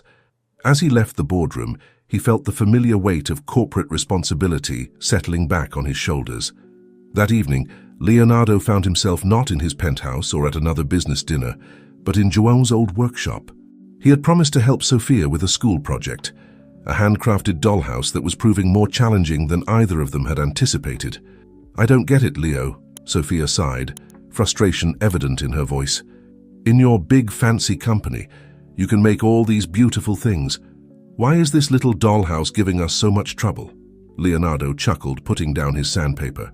"Because, Millionaire, in the company we have years of experience and specialized tools. Here we're learning together, and sometimes that's even more valuable." As they worked side by side, Leonardo's phone buzzed incessantly with emails and messages. He glanced at it occasionally but remained focused on the task at hand, helping Sophia align a particularly tricky joint. Clara poked her head into the workshop, smiling at the sight of her two children hunched over the project. "Dinner's ready whenever you two master craftspeople are," she called teasingly. Leonardo looked up, suddenly realizing how late it had gotten. "I'm sorry, I have to go," he said, reaching for his phone. "I have a video conference with our European division and—" He stopped short, seeing the disappointment flash across Sophia's face. In that moment, Leonardo realized he was at a crossroads. The old Leonardo would have rushed off without a second thought, prioritizing business over everything else, but now— "You know what," he said, putting his phone down, "Europe can wait. Let's finish this dollhouse and have dinner as a family." Sophia's face lit up, and Leonardo felt a warmth in his chest that no business success could match. As they continued working, Sharing laughs and ideas, Leonardo reflected on how much his life had changed. Yes, running Alencar Industries was still demanding. Yes, there were still challenges to overcome and skeptics to convince. But here in this workshop, with the smell of wood shavings in the air and the sound of his sister's laughter, Leonardo knew he was exactly where he needed to be. Later that night, as he finally checked his messages and prepared for the rescheduled video conference, Leonardo felt a new sense of balance. He was learning, slowly but surely, to be both the CEO and the brother, the businessman and the craftsman. As he drifted off to sleep, the image of the unfinished dollhouse mingled with thoughts of quarterly reports and shareholder meetings. And for once, it didn't feel like a conflict but a harmony, the two sides of Leonardo Silva Alencar coming together to create something truly unique. The calm of a Saturday morning was shattered by the insistent ringing of Leonardo's phone. Groggily, he reached for it, noting with concern that it was Marcus, his CFO, calling at such an early hour. "Leonardo," Marcus's voice was tense, "we have a situation. Globetech has made a surprise bid to acquire our main competitor, Vertex Industries. If this goes through, we'll be at a significant disadvantage in the market." Leonardo sat up, sleep forgotten. Globetech was a multinational conglomerate known for its aggressive business tactics and focus on maximizing short-term profits at any cost. This move could potentially undo all the progress Alencar Industries had made in recent months. "Call an emergency board meeting," Leonardo instructed. "I'll be at the office in an hour." As he rushed to get ready, Leonardo's eyes fell on the family photo on his nightstand, a candid shot of him with the Silvers, all laughing during a recent picnic. He hesitated, then made a quick call. "Sophia, I'm sorry, but I have to cancel our plans for today. There's an emergency at work." There was a pause on the other end. "But Leo, you promised we were going to finish the tree house for the community center kids." Leonardo felt a pang of guilt. "I know, and I'm really sorry. I'll make it up to you, I promise. This is it's really important." He could hear the disappointment in Sophia's voice as she said goodbye. Pushing down the uncomfortable feeling, Leonardo headed to the office, his mind already racing with potential strategies. The board meeting was tense. Various executives argued for an aggressive counter-strategy, cutting costs, laying off workers, and abandoning the new artisanal line to free up resources for a bidding war. "We need to show the market that we're serious players," one board member insisted. "All this talk about craftsmanship and social responsibility is well and good, but it won't mean anything if we're pushed out of the market." Leonardo listened to all the arguments, feeling the weight of the decision on his shoulders. He could feel the old instincts rising, the cutthroat businessman who would do anything to win. It would be so easy to fall back into those patterns, to sacrifice the progress they'd made for the sake of market dominance. As the debate raged on, Leonardo's phone buzzed with a text from Clara. "Remember, mio figlio, true strength comes from staying true to your values, especially when it's difficult." Those words struck a chord. Leonardo stood, silencing the room with his presence. "I understand the gravity of the situation," he began, his voice steady, "but I want to propose a different approach. Instead of trying to outbid Globetech or resorting to layoffs, what if we reach out to Vertex Industries with a partnership proposal?" The room erupted in confused murmurs. Leonardo continued, "We've been developing a unique approach that balances profitability with social responsibility. Vertex has been struggling to differentiate itself in the market. By joining forces, we could create something truly innovative, a company that leads not just in market share, but in setting a new standard for ethical business practices." For the next several hours, Leonardo outlined his vision, drawing on everything he had learned from both his corporate experience and his time with the Silva family. He spoke of leveraging Vertex's technology with Alencar's new focus on craftsmanship, of creating a corporate culture that valued both innovation and tradition. Slowly, he could see the skepticism in the room giving way to interest, and then to excitement. By the end of the day, the board had agreed to pursue Leonardo's strategy. The next few weeks were a whirlwind of negotiations, late nights, and strategic planning. Leonardo found himself drawing on skills from both sides of his life, the business acumen he'd honed over years in the corporate world, and the patience and creativity he'd discovered through his biological family. Finally, after what felt like endless rounds of talks, a deal was struck. Alencar Industries and Vertex would merge, creating a new entity that promised to revolutionize the industry. The announcement sent shockwaves through the business world, with analysts scrambling to understand this unconventional move. As Leonardo left the final signing ceremony, exhausted but triumphant, he found Sophia waiting for him outside the office. "I thought you might need this," she said, handing him a small, intricately carved wooden box. "It's no treehouse, but..." Leonardo opened the box to find a beautiful handcrafted pen inside. "Sophia, this is... Did you make this?" She nodded, a mix of pride and shyness on her face. "I've been practicing. I thought maybe the CEO of this big new company might need a special pen to sign important documents." Overcome with emotion, Leonardo pulled his sister into a tight hug. "It's perfect," he whispered. "I'm sorry I've been so busy lately. I promise we'll finish that treehouse together." Sophia grinned. "I know you will. That's who you are now, Leo. You keep your promises to your family and to the world." As they walked together, Leonardo realized that he had passed a crucial test. He had faced a major business challenge without compromising his newfound values.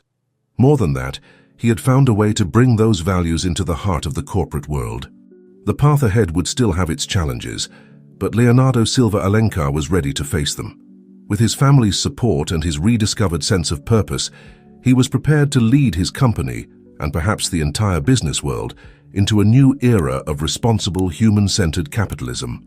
As the sun set over the city skyline, Leonardo felt a deep sense of peace.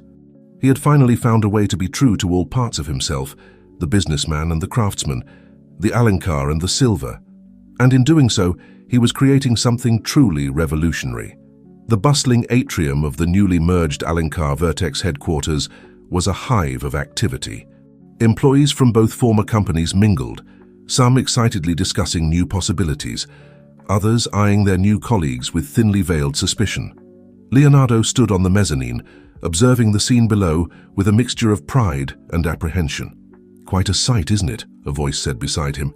Leonardo turned to see Rebecca Chen, the former CEO of Vertex Industries, and now his co-CEO in this new venture. Leonardo nodded, offering a smile. "It's like watching two rivers merge. A bit turbulent at first, but I believe we'll create something powerful together." Rebecca's eyes narrowed slightly. "Let's hope so. There's a lot riding on this unconventional approach of yours, Silva Alencar." As they made their way to the main conference room for the first joint executive meeting, Leonardo could feel the weight of expectations from all sides. The board members from both companies were present, along with key stakeholders and department heads. "Ladies and gentlemen," Leonardo began, standing at the head of the table, "today marks the true beginning of our journey together. We have a unique opportunity to redefine what a successful corporation can be in the 21st century." He outlined his vision for the merged company, a blend of Vertex's cutting-edge technology with Alencar's newfound commitment to craftsmanship and social responsibility. As he spoke, Leonardo could see a range of reactions around the table: enthusiasm, skepticism, and everything in between.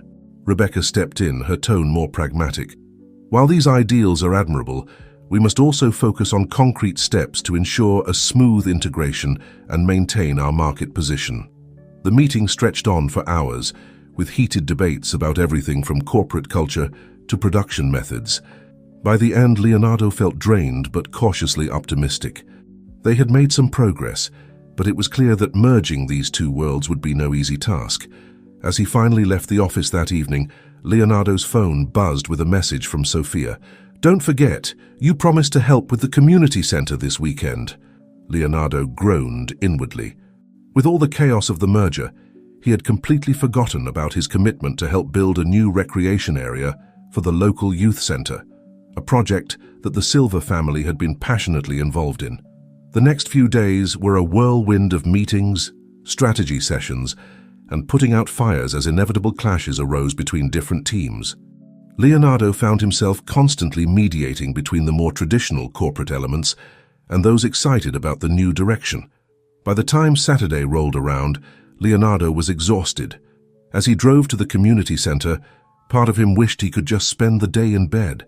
But as he pulled up and saw Sophia's excited wave, he felt a renewed sense of purpose. "Leo! You made it!" Sophia exclaimed as he got out of the car. "We weren't sure if you'd be too busy with all the merger stuff."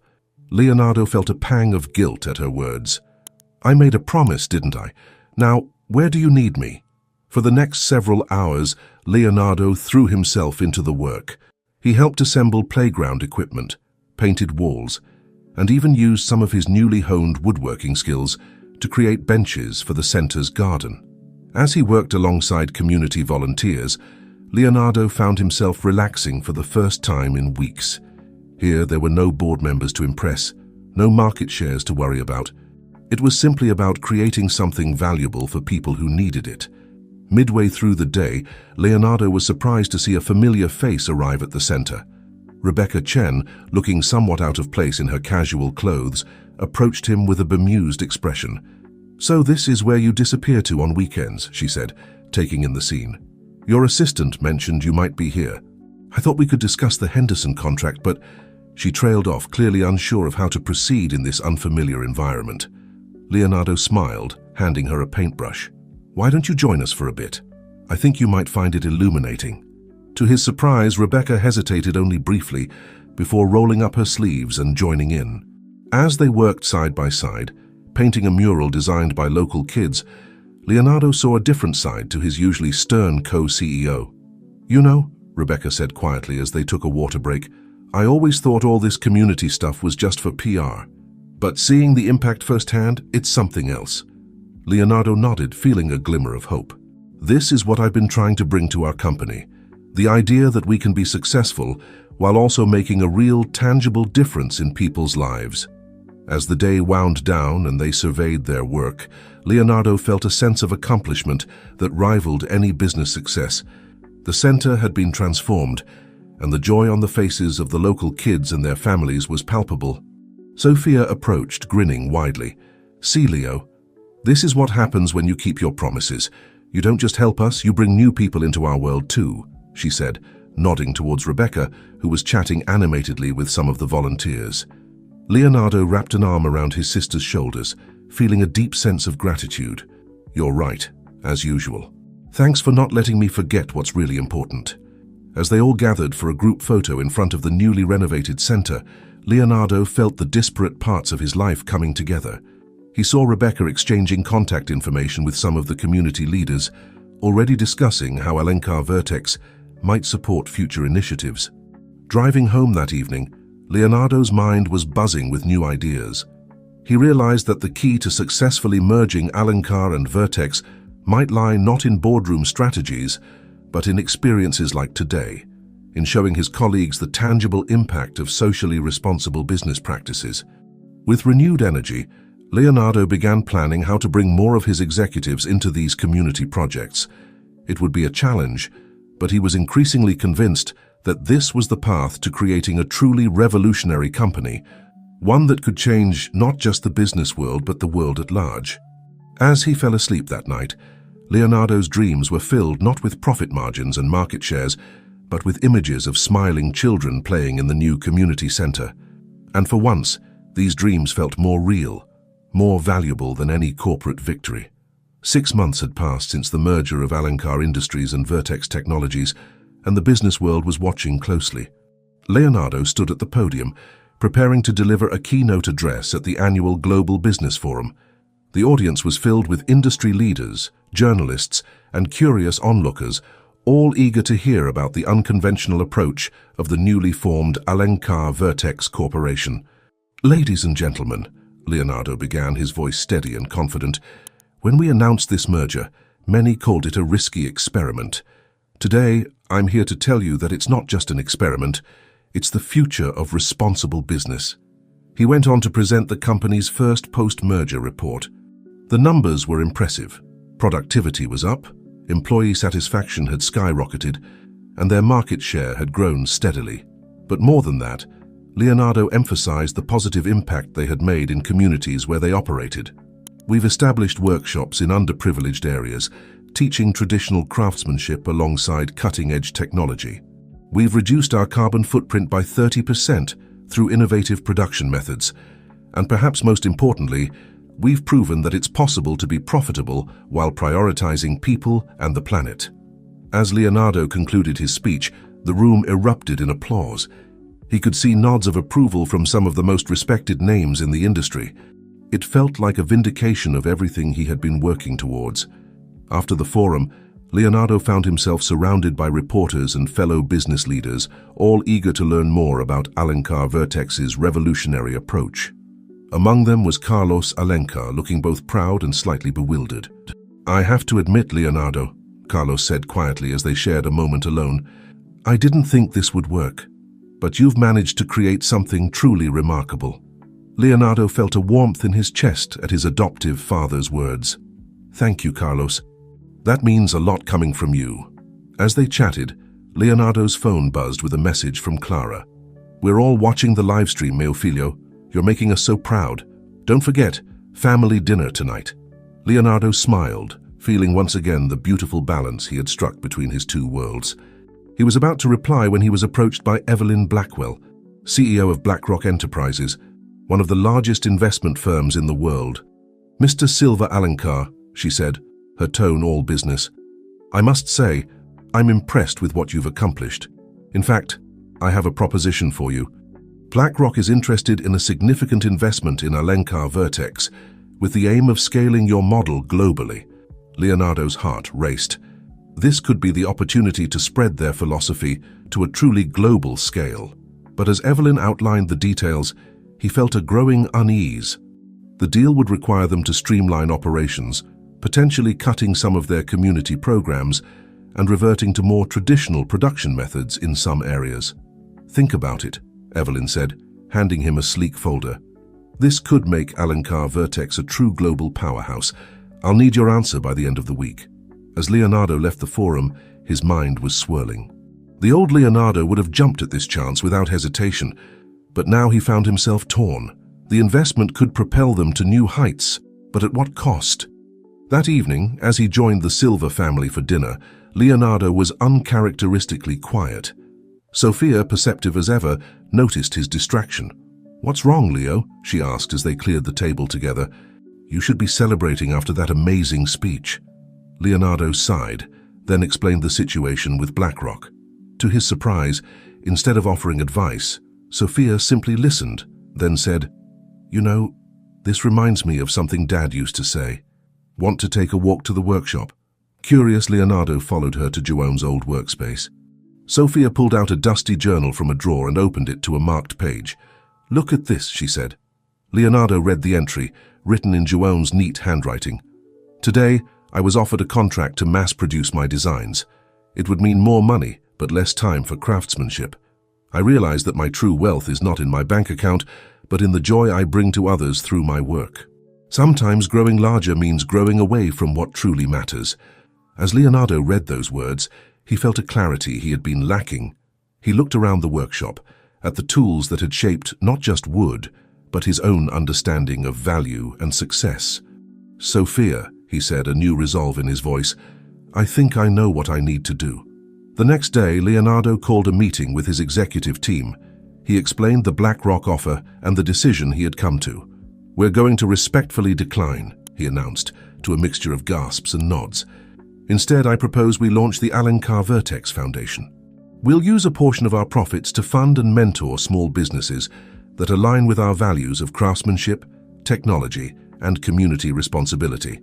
Rebecca Chen, who had become a strong ally in recent months, was the first to speak up. "It's a bold move, Leonardo, but I think it's the right one. We didn't come this far to compromise our values now." Over the next few weeks, as news of their decision spread, Leonardo braced for backlash. To his surprise, the response was overwhelmingly positive. Other companies began reaching out, interested in partnering on community initiatives. Talented young professionals, drawn by Alencar Vertex's commitment to ethical business, flooded them with job applications. One evening, as Leonardo was leaving the office, he ran into Evelyn Blackwell in the lobby. He tensed, expecting recriminations, but she surprised him with a thoughtful look. "You know, Silva Alencar," she said, "when you turned down our offer, I thought you were making a huge mistake. But watching what you've done since then, you might just be onto something big." Leonardo smiled, feeling a deep sense of satisfaction. "We're always open to partnerships, Ms. Blackwell, just as long as they align with our core values." As he drove home that night, Leonardo reflected on the journey that had brought him to this point. From the lost boy searching for his identity to the man who was now reshaping the very notion of corporate success, it had been a transformative experience. He thought of Carlos and the Alencars, who had given him the skills to navigate the business world. He thought of Clara, Sofia, and the Silva family, who had reconnected him with the values of craftsmanship and community. And he thought of João, the father he had never known whose wisdom still guided him. Leonardo Silva Alencar smiled as he pulled into the driveway of the modest house he now called home. Inside, he knew, a loving family waited. And tomorrow he would return to a company that was changing the world, one thoughtfully crafted product at a time. He had finally found his balance, his true self. And in doing so, he was creating ripples that would transform not just his own life but countless others. The journey wasn't over. In many ways, it was just beginning.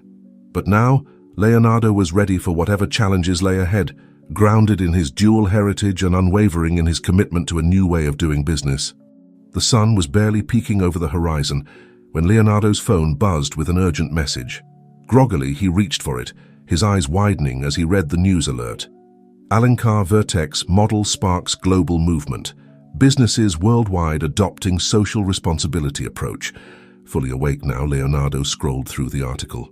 It detailed how companies across various industries were starting to implement elements of the Alencar Vertex model, from establishing local artisan partnerships to launching community development initiatives. The piece ended with a quote from a renowned economist, hailing it as a potential paradigm shift in global capitalism. As Leonardo prepared for his day, his mind raced with the implications. What had started as a personal journey to reconcile his dual heritage had somehow sparked a global conversation about the nature of business and success. At the office, the atmosphere was electric. Employees gathered around screens, excitedly discussing the news. Leonardo made his way to the conference room where the executive team was already assembled, their faces a mix of excitement and apprehension. "Well," Rebecca said as Leonardo took his seat, "it seems we've started something bigger than we anticipated. The question is, what do we do now?" The meeting that followed was one of the most intense in the company's history. They discussed everything from scaling their model to meet growing demand, to the challenges of maintaining their values in the face of rapid expansion. "We need to be careful," Marcus, the CFO, cautioned. "This kind of growth could easily lead us away from our core principles if we're not vigilant." Leonardo nodded, thinking of João's journal entry about the dangers of growing too big. "You're right. Which is why I think our next step should be education, not just expansion." He outlined a plan to establish the Alencar Vertex Institute, a think tank and training center dedicated to teaching other businesses how to implement socially responsible practices while remaining profitable. As the team debated the details, Leonardo's phone buzzed again. It was a message from Sofia. "Leo, don't forget, today's the day we're supposed to start planning Dad's memorial workshop at the community center. We're all waiting for you." Leonardo felt a pang of guilt. With all the excitement at work, he had completely forgotten about the family commitment. He glanced at the clock. The meeting could easily go on for several more hours, but his family was waiting. "I'm sorry," he said, standing up abruptly. "There's a family matter I need to attend to. Rebecca, can you lead the rest of the meeting?" Rebecca looked surprised but nodded. As Leonardo headed for the door, he could feel the questioning gazes of his team. For a moment, he hesitated. The old Leonardo would have never left such an important meeting. Was he making a mistake? But as he drove to the community center, Leonardo felt a sense of rightness settle over him. Yes, the company was important, but so was his family. Finding that balance was what had led him to success in the first place. At the center, he found Clara, Sofia, and his brothers already deep in discussion about the memorial workshop. The plan was to renovate part of the center into a space where local youth could learn woodworking skills, honoring João's legacy of craftsmanship and community service. "Leo," Sofia exclaimed when she saw him, "we weren't sure you'd make it with all the excitement about the company." "Are you kidding?" Leonardo said, pulling her into a hug. "This is exactly where I need to be." As they worked on the plans, Leonardo found himself relaxing, the stress of the morning melting away. He shared the news about the global impact of their business model, and the family celebrated together, seeing it as a validation of not just Leonardo's work, but of Joan's values that had inspired it all. "Your father would be so proud," Clara said softly, her eyes glistening with tears. "Both of you," she added, including Carlos in her gaze. Later that evening, as Leonardo was leaving the center, he ran into Mateus, who had been quiet for most of the day. "You know," Mateus said, his voice gruff but sincere, "I didn't think much of you when we first met.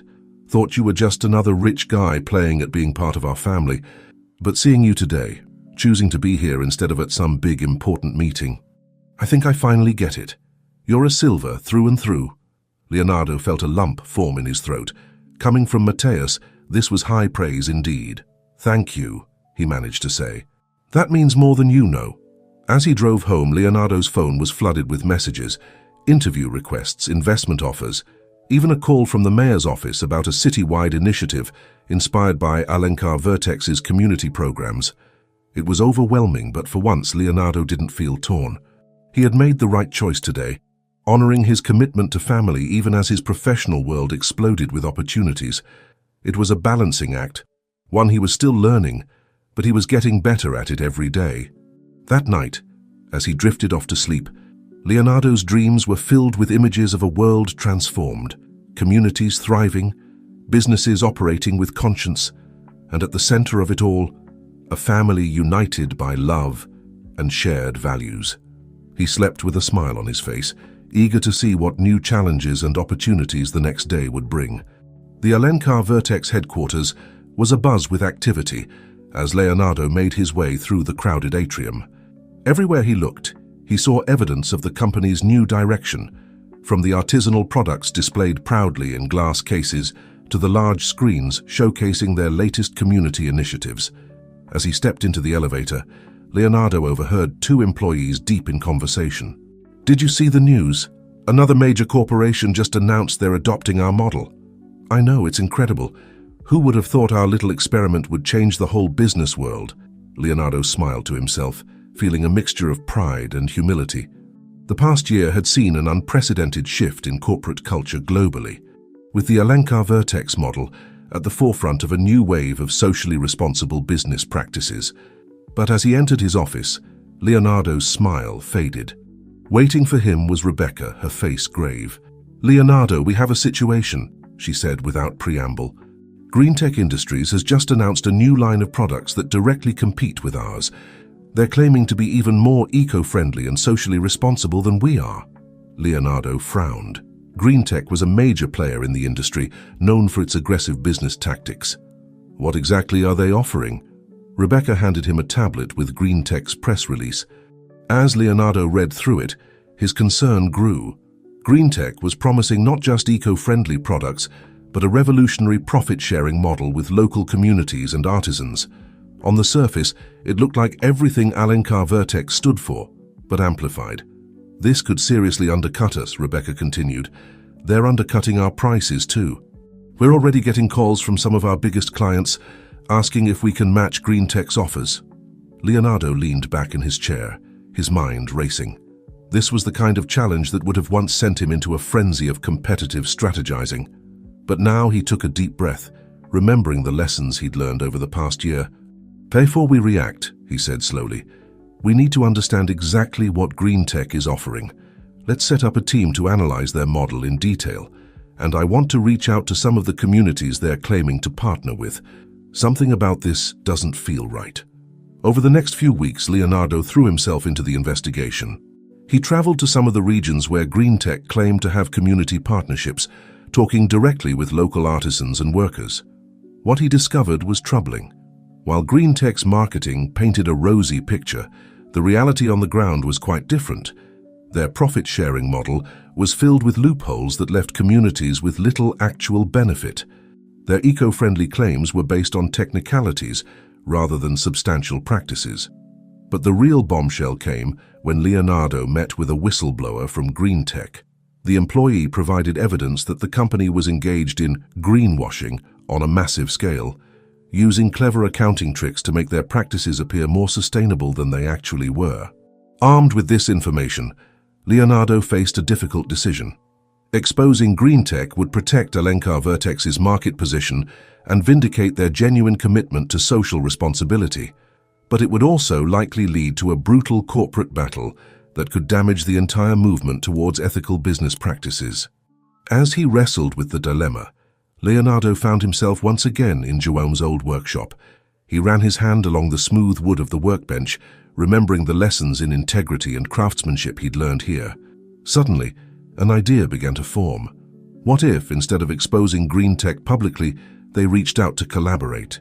It was a risky move, but it aligned with the principles of community and cooperation that were at the heart of Alencar Vertex's philosophy. The next day, Leonardo presented his plan to the executive team. There were plenty of objections and concerns, but in the end they agreed to trust his judgment.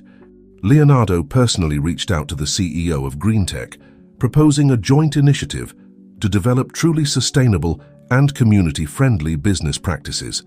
To his surprise, the CEO agreed to a meeting. What followed was one of the most challenging negotiations of Leonardo's career. For days, the two companies' teams worked tirelessly, hashing out a framework for genuine cooperation and accountability.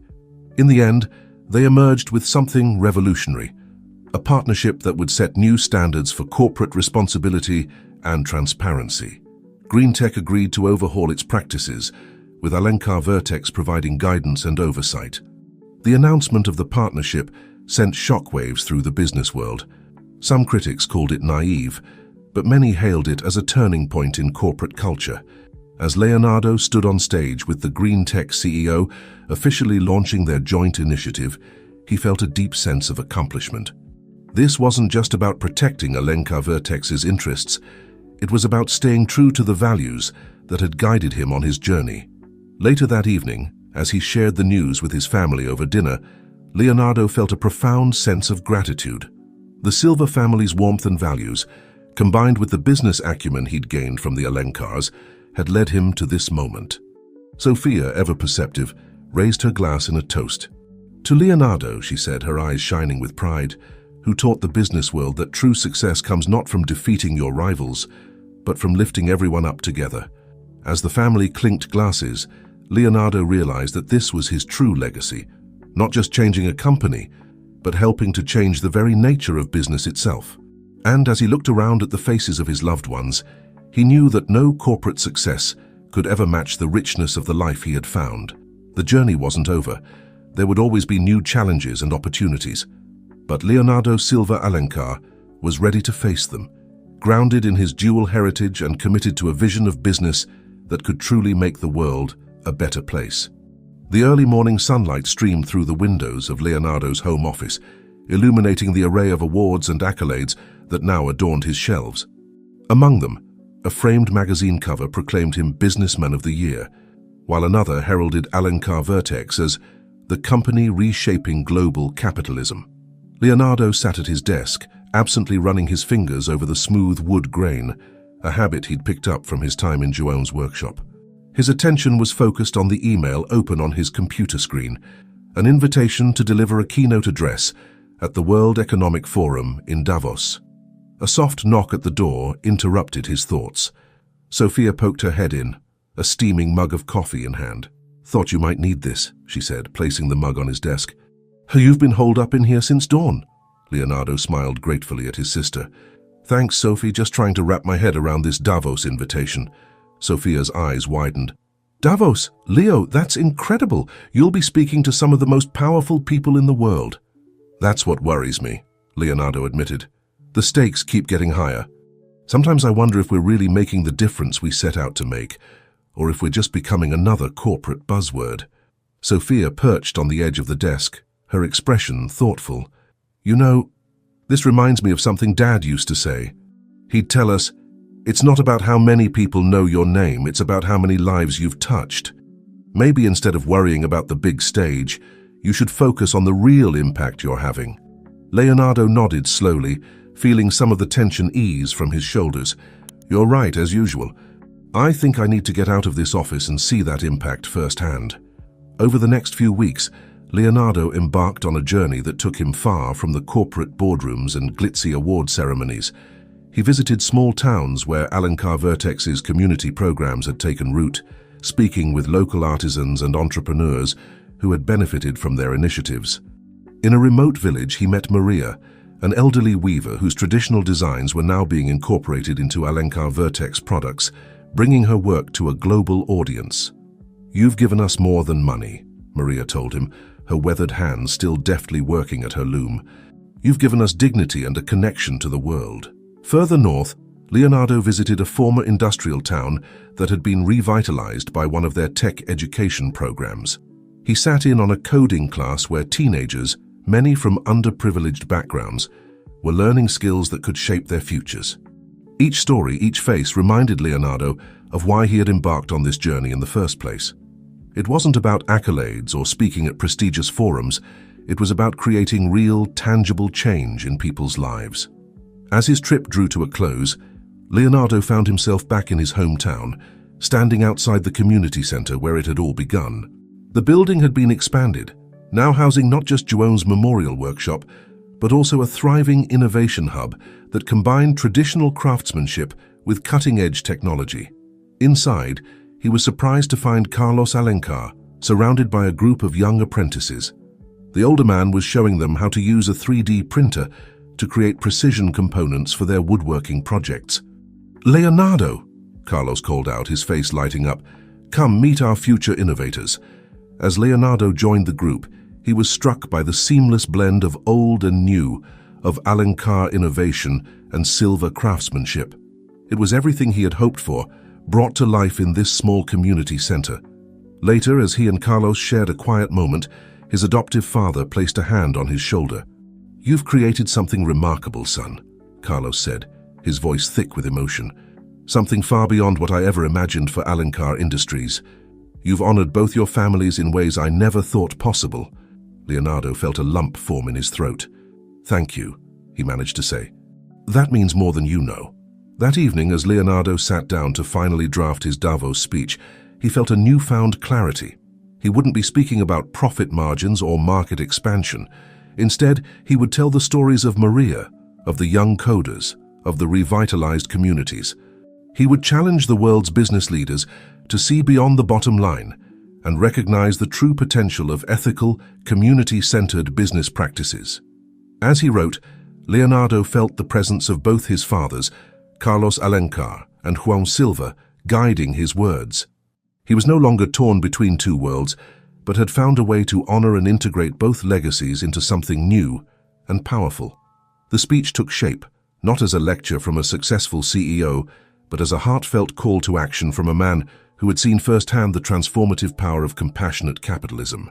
As the sun rose on another day, Leonardo finally set down his pen. He had found his message, one that would carry the wisdom of João's workshop and the innovation of Alencar Industries to the world stage. But more importantly, he had reaffirmed his own commitment to the path he had chosen. The weight of his legacy no longer felt like a burden, but like a gift, one that he was ready to share with the world. The World Economic Forum in Davos was a whirlwind of activity. World leaders, business tycoons, and thought leaders from every corner of the globe gathered in the picturesque Swiss town, their discussions shaping the future of the global economy. Amidst this rarefied atmosphere, Leonardo Silva Alencar stood backstage, taking deep breaths to calm his nerves. "You've got this, Leo," Sophia's voice came through his earpiece. She had insisted on being there virtually, providing moral support from halfway across the world. "Just speak from your heart, like we practiced." Leonardo smiled, grateful for his sister's unwavering support. As he heard his name announced, he squared his shoulders and stepped onto the stage. The auditorium was packed, every eye fixed on him. In that moment, he was acutely aware of the journey that had brought him to this point, from the lost boy searching for his identity to the man now poised to challenge the very foundations of global capitalism. "Ladies and gentlemen," he began, his voice steady and clear, "I stand before you today not just as the CEO of Alencar Vertex, but as someone who has witnessed firsthand the transformative power of ethical, community-centered business practices." Over the next hour, Leonardo shared the stories he had gathered on his recent journey of Maria the Weaver, of the young coders in the revitalized industrial town, of the innovation hub in his hometown. He spoke of the lessons learned from his two fathers, the business acumen of Carlos Alencar, and the craftsmanship and community values of João Silva. "We stand at a crossroads," he continued, his passion evident in every word. "We can continue down the path of profit at any cost, or we can choose to build a new kind of capitalism, one that uplifts communities, honors traditional skills, and paves the way for genuine innovation." As Leonardo concluded his speech, calling for a global commitment to compassionate capitalism, the auditorium erupted in applause. The energy in the room was electric, with many attendees on their feet. In the days that followed, Leonardo's speech became the talk of the forum. Business leaders sought him out, eager to learn more about the Alencar Vertex model. Policymakers engaged him in discussions about how to incentivize socially responsible business practices on a global scale. But it wasn't just the powerful and influential who were moved by Leonardo's words. As clips of his speech spread across social media, people around the world began sharing their own stories of community-centered business initiatives. The hashtag #AllCompassionateCapitalism trended globally, sparking debates and inspiring grassroots movements. Amidst the whirlwind of attention, Leonardo found a quiet moment to call home. The Silva family had gathered to watch his speech together, and their pride was palpable even through the phone line. "Mio figlio," Clara said, her voice thick with emotion. "You've taken the best of both your fathers and created something beautiful. João would be so proud."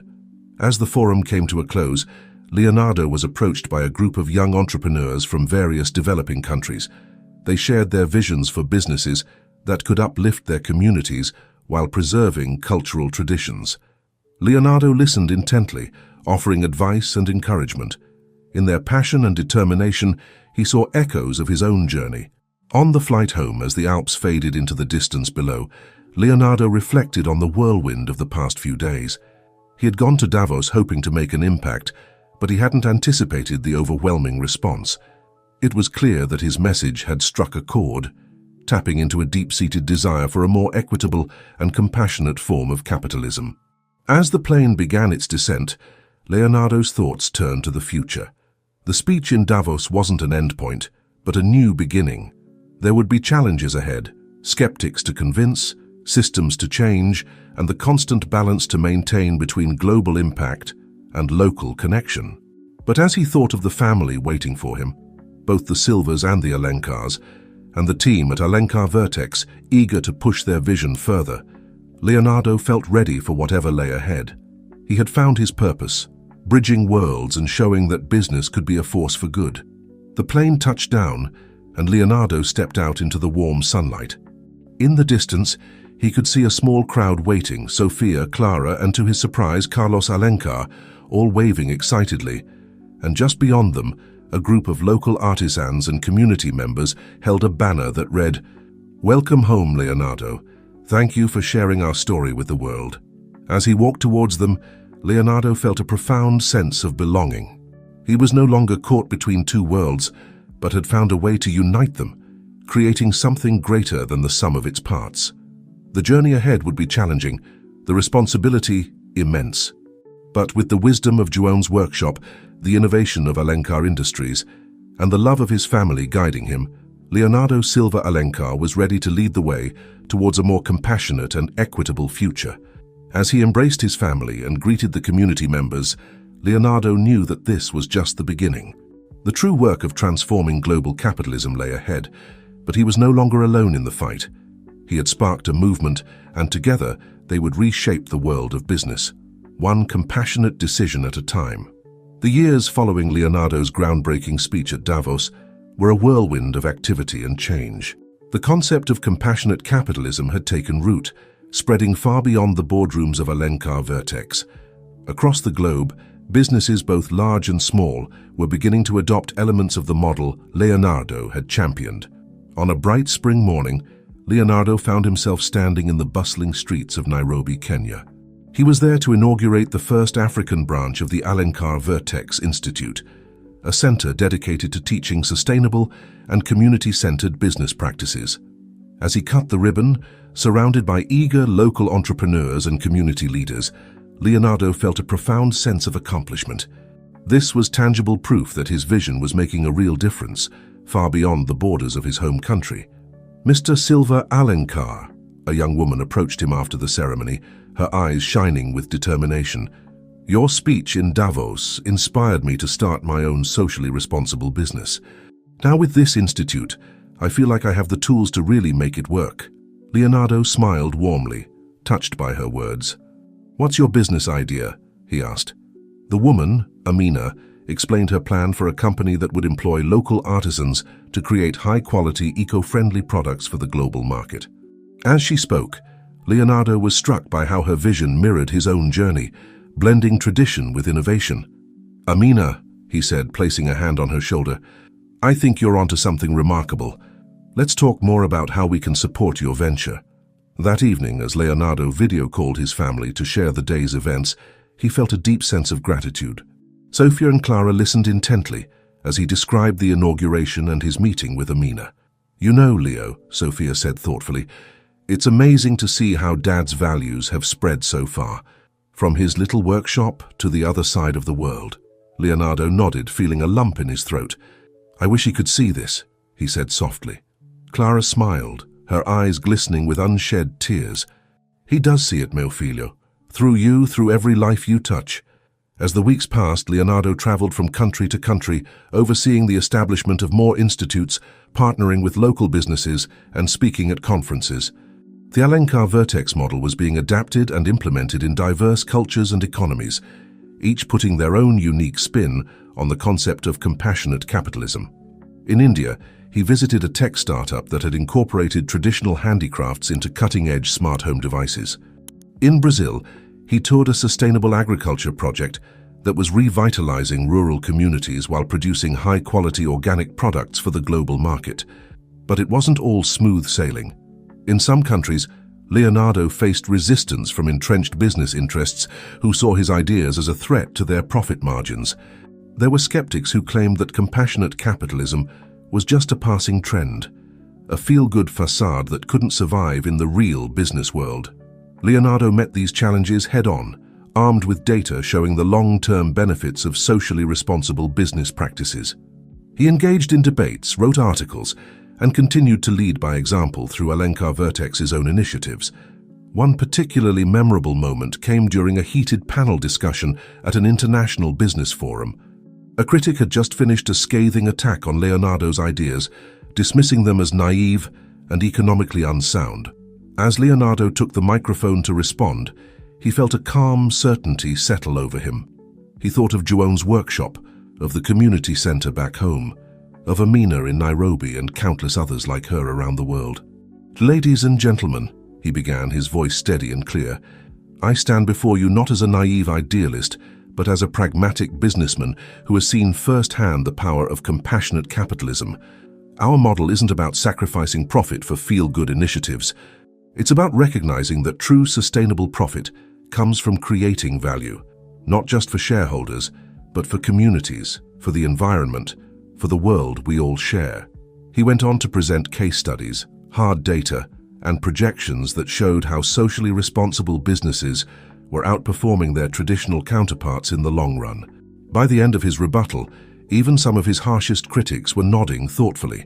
As Leonardo left the stage, he was approached by the CEO of a major multinational corporation, one that had been known for its ruthless business practices. "Silva Alencar," the man said, extending his hand, "I came here today prepared to dismiss your ideas, but I have to admit, you've given me a lot to think about.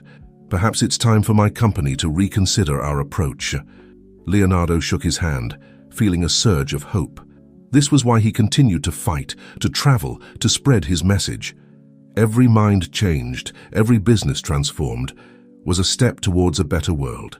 That night, as he lay in his hotel room, Leonardo reflected on how far he had come, from a lost boy struggling with his identity to a global leader reshaping the very nature of business.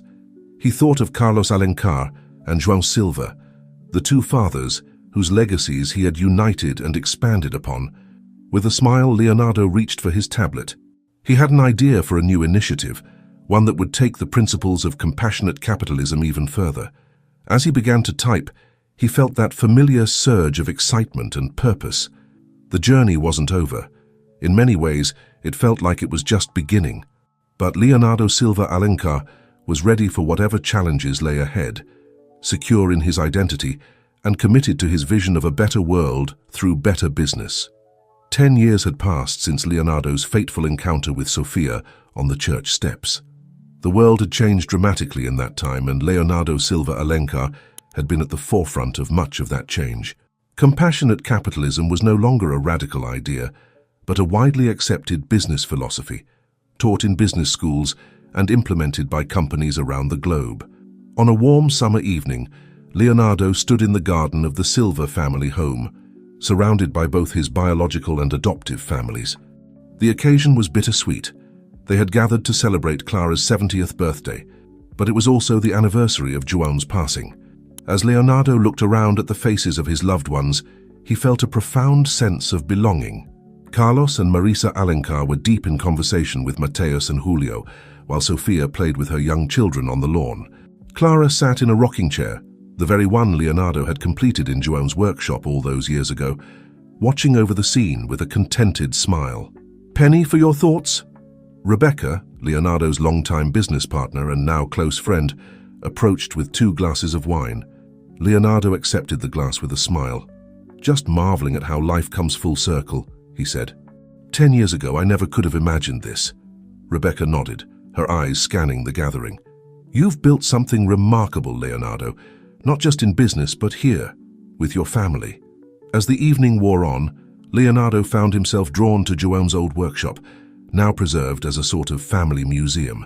As he ran his hand along the worn workbench, he felt a presence beside him.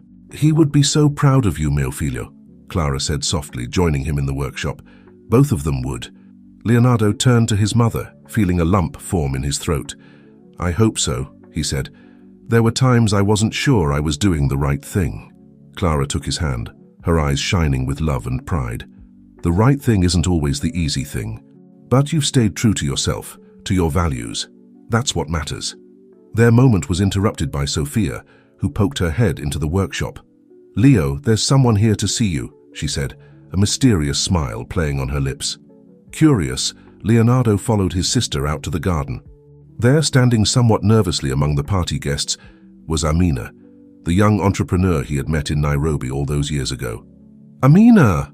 Leonardo exclaimed, genuinely delighted. "What a wonderful surprise!" Amina smiled broadly, gesturing to a group of people behind her. "I hope you don't mind us crashing the party, Mr. Silva Alencar. But when Sofia told me about this gathering, I knew it was the perfect opportunity." Leonardo looked past Amina to see a diverse group of individuals. He recognized some of them as entrepreneurs he had mentored over the years, from various parts of the world. "We wanted to thank you," Amina continued, her voice filled with emotion, "not just for the business advice or the financial support, but for showing us that it's possible to do well by doing good." One by one, the entrepreneurs stepped forward, sharing stories of how Leonardo's guidance and the principles of compassionate capitalism had transformed not just their businesses but their communities. As Leonardo listened, deeply moved, he felt a tap on his shoulder. He turned to see Carlos Alencar, his eyes glistening with unshed tears. "You've surpassed everything I ever dreamed for you," Carlos said, his voice gruff with emotion. "You've taken the Alencar name and made it stand for something far greater than I ever imagined." Leonardo embraced his adoptive father, feeling the last pieces of his identity falling into place. He was Leonardo Silva Alencar, a product of 2 families, 2 legacies, united into something unique and powerful. As the night drew to a close, Leonardo found himself once again in the workshop. This time, he wasn't alone. Sofia, her children, and several of the young entrepreneurs had gathered around as Leonardo began to tell the story of João Silva and his craftsmanship. As he spoke, Leonardo picked up a piece of wood and began to work it, his hands moving with the skill and confidence he had developed over the years. The children watched in fascination, and Leonardo saw in their eyes the same spark of creativity and purpose that had driven him. In that moment, Leonardo realized that this was his true legacy. Not just the global business empire or the revolution in corporate philosophy, but this, the passing on of values, of skills, of a vision for a better world. As he looked around at the rapt faces, at the blending of old and new, of family and friends from around the world, Leonardo felt a deep sense of peace. He had found his place in the world, bridging cultures and generations, business and community. The journey hadn't always been easy, but standing here in João's workshop, surrounded by the fruits of his labor, both the tangible and the intangible, Leonardo knew that every step had been worth it. As he continued to work the wood, telling stories of both his father's, of his mother's, of the adventures and challenges that had shaped him, Leonardo Silva Alencar felt profoundly grateful. He had not just found himself, he had created something new, something that would continue to grow and change the world long after he was gone. And in the gentle whir of the lathe and the eager questions of the children, in the laughter from the garden and the warm glow of family and friendship, Leonardo heard the echo of a simple truth, that the greatest success comes not from what we accumulate, but from what we create, what we share, and how we touch the lives of others. It was, he realized, the perfect culmination of both his heritages, the Alencar drive for success and the Silva commitment to community. And as he looked towards the future, Leonardo knew that the story was far from over. It was, in many ways, just beginning.